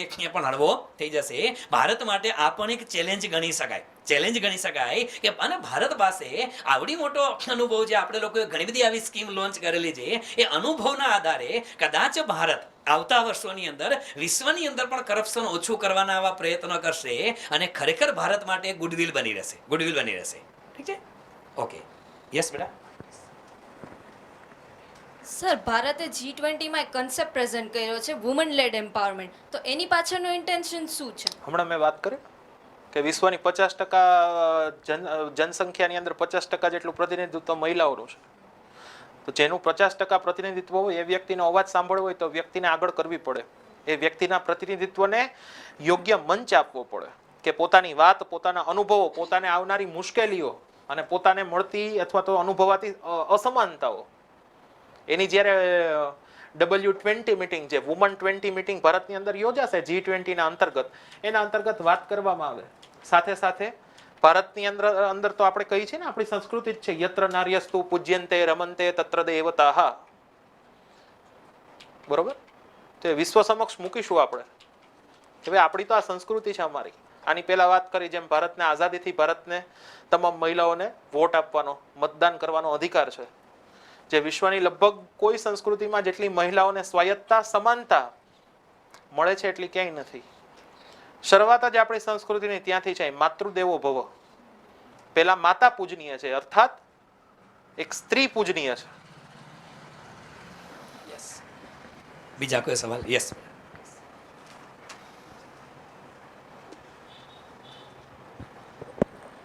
જે G20 આ 2023માં ઇન્ડિયાને સોંપવામાં આવી અધ્યક્ષતા, તો એ 1 યર માટે જ રહેશે કે હા, પછી એનો 1 year. સમયગાળો વધઘટ થઈ શકે? 1 યર માટે.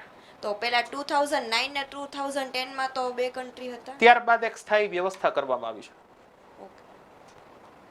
જે આપણે ટ્રોઈકામાં વાત કરી ને, 3 દેશ સાથે મળે, જેની પાસે છે, જેની પાસે હતી અને ભવિષ્યમાં જેને આપણે સોંપીશું, ટેક ઓવર કરશું, એ 3 સાથે લઈને વાત કરશે. આપણે G20નો જે વિષય હતો રિકવર ટુગેધર, રિકવર સ્ટ્રોંગર, તો એના વિશે શું પરિણામ આવ્યું અને આપણે દ્વિપક્ષીય મુલાકાત કરી પ્રધાનમંત્રીશ્રીએ, એનું શું પરિણામ આવ્યું, એમ કયા નેતાઓ સાથે કરી? આપણે વાત તો કરી વિશ્વના જે દ્વિપક્ષીય મુલાકાત, Bharat USA, Bharat UK, Bharat Germany, Bharat France, Bharat Australia, Bharat Indonesia, અને બીજી ટ્રાયલ મુલાકાત આપણે કરી, ત્રિપક્ષીય મુલાકાત ભારત, ઇન્ડોનેશિયા અને USA.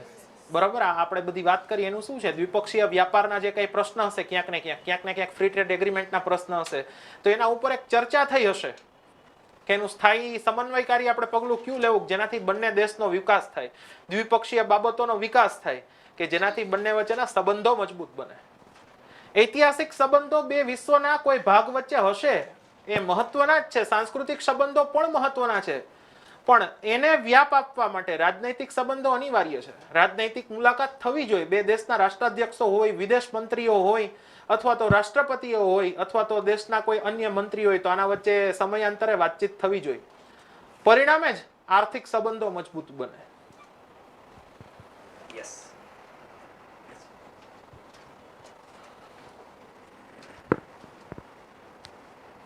યસ, ચાલો બીજા કોઈ સવાલ અવલોકો તરફથી? યસ. બસ.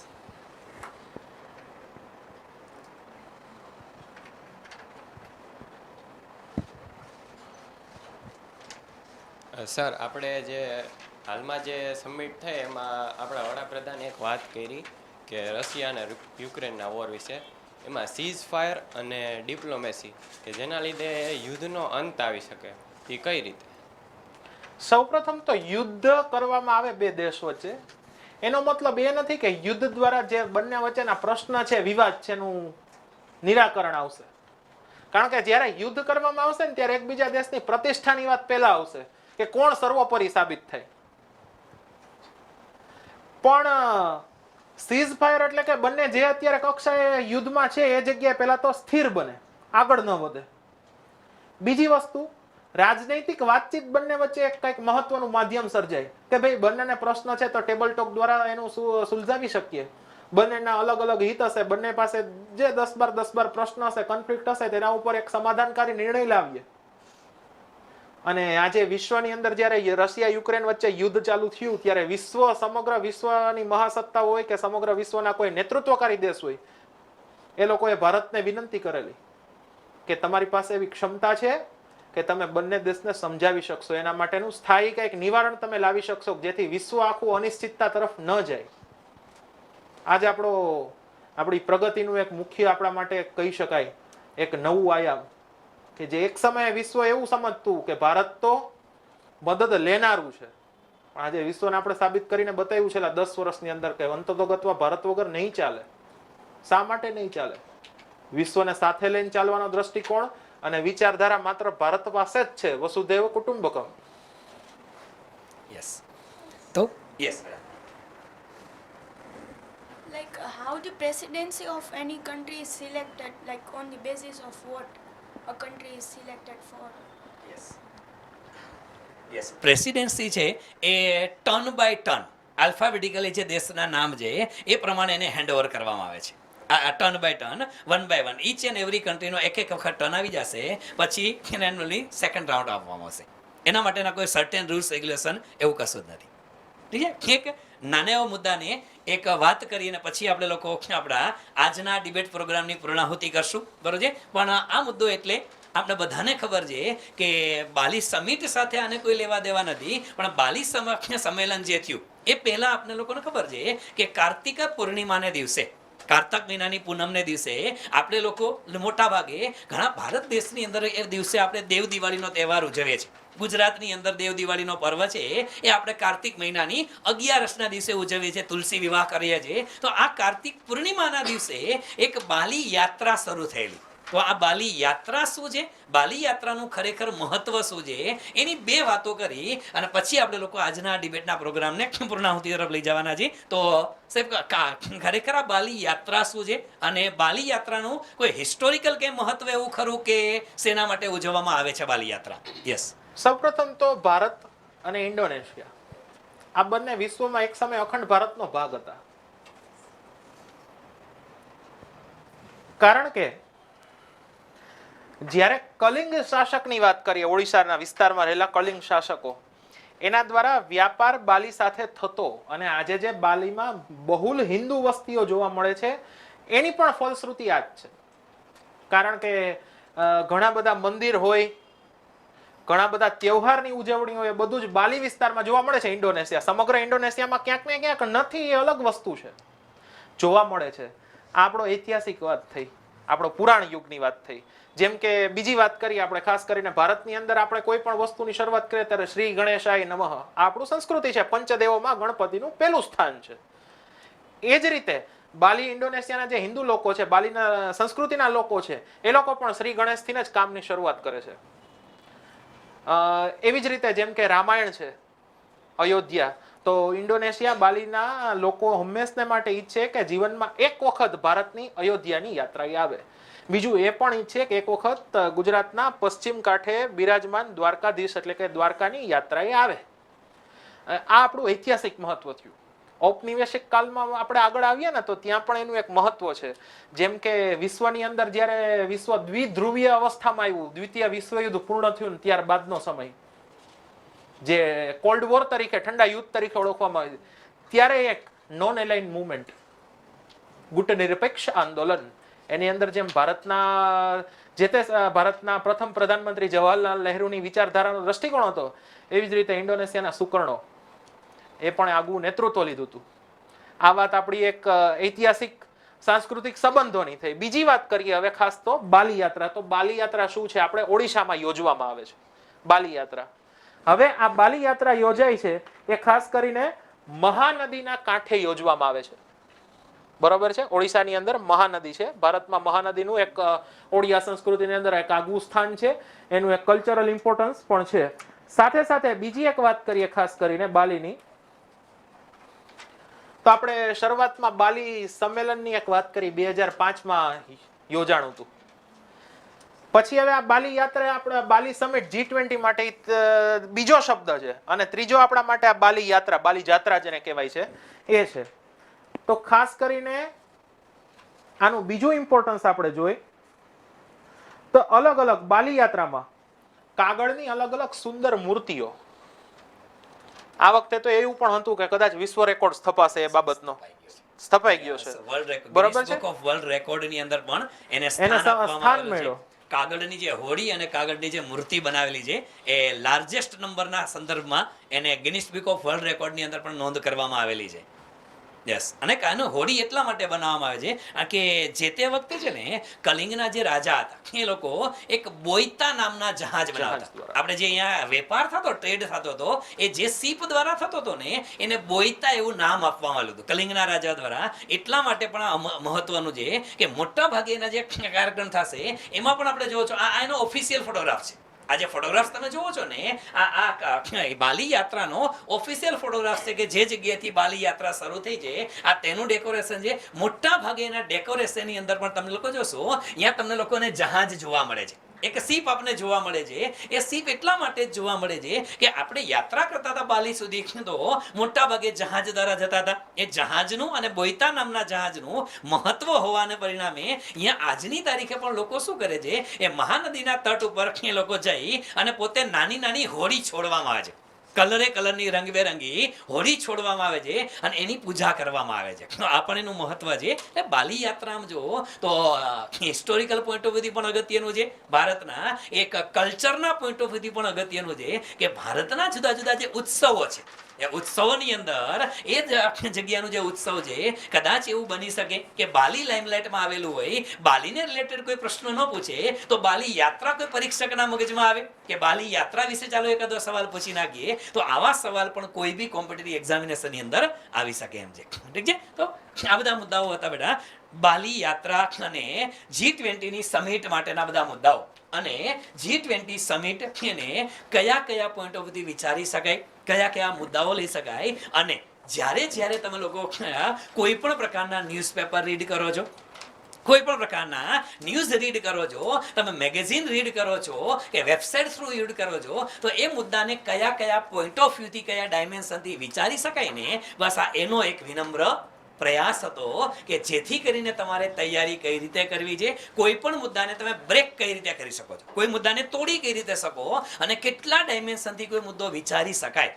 એટલા માટે કારણ કે આપણે લોકો જ્યારે યુપીએસસીમાં બેટા એસે લખવા માટે જશું તો 1000 to 1200 વર્ષનો એસે લખવાનો હોય એ વખતે શબ્દો ખૂટે છે. અને એ વખતે શબ્દો ન ખૂટે, કોઈ પણ ટોપિકને મલ્ટી ડાયમેન્શનલ કઈ રીતે વિચારી શકો એ આના દ્વારા આપણે લોકોને ખબર પડે છે. તો આપણે આજના ડિબેટના કાર્યક્રમની અંદર અહીંયા સુધી રાખીએ છીએ. વળી પાછા કોઈ નવા ટોપિક સાથે, કોઈ નવા મુદ્દા સાથે, અને જે ઓલું 70-30 અથવા તો 80-20 નો જે રેશિયો હતો કે 80% આ બાજુથી 20% તમારા બાજુથી, એમાં 50-50 નો રેશિયો આવે. શરૂઆત જ ડિબેટની એવી થાય કે તમારા ક્વેશ્ચનથી શરૂઆત થાય અને પછી અહીંયાથી પીરસવામાં આવે. એવી 50-50 વાળી ડિબેટની અંદર આપણે લોકો વળી પાછા આવતા રવિવારે મળશું. ટોપિક તમને લોકોને એડવાન્સમાં ડિસાઇડ કરી આપી દેવામાં આવશે અને એ મુદ્દાના આધારે આપણે લોકો દર રવિવારે આ ડિબેટ સેશનનું આયોજન કરશું. તો આજનો દિવસ અહીંયા સુધી રાખશું. આપ લોકોનો ખૂબ ખૂબ આભાર. સાથે છેલ્લે જય ભારત, જય હિન્દ, જય જય ગરવી ગુજરાત, જય જય ગરવી Gujarat. Thank you so much. Thank you.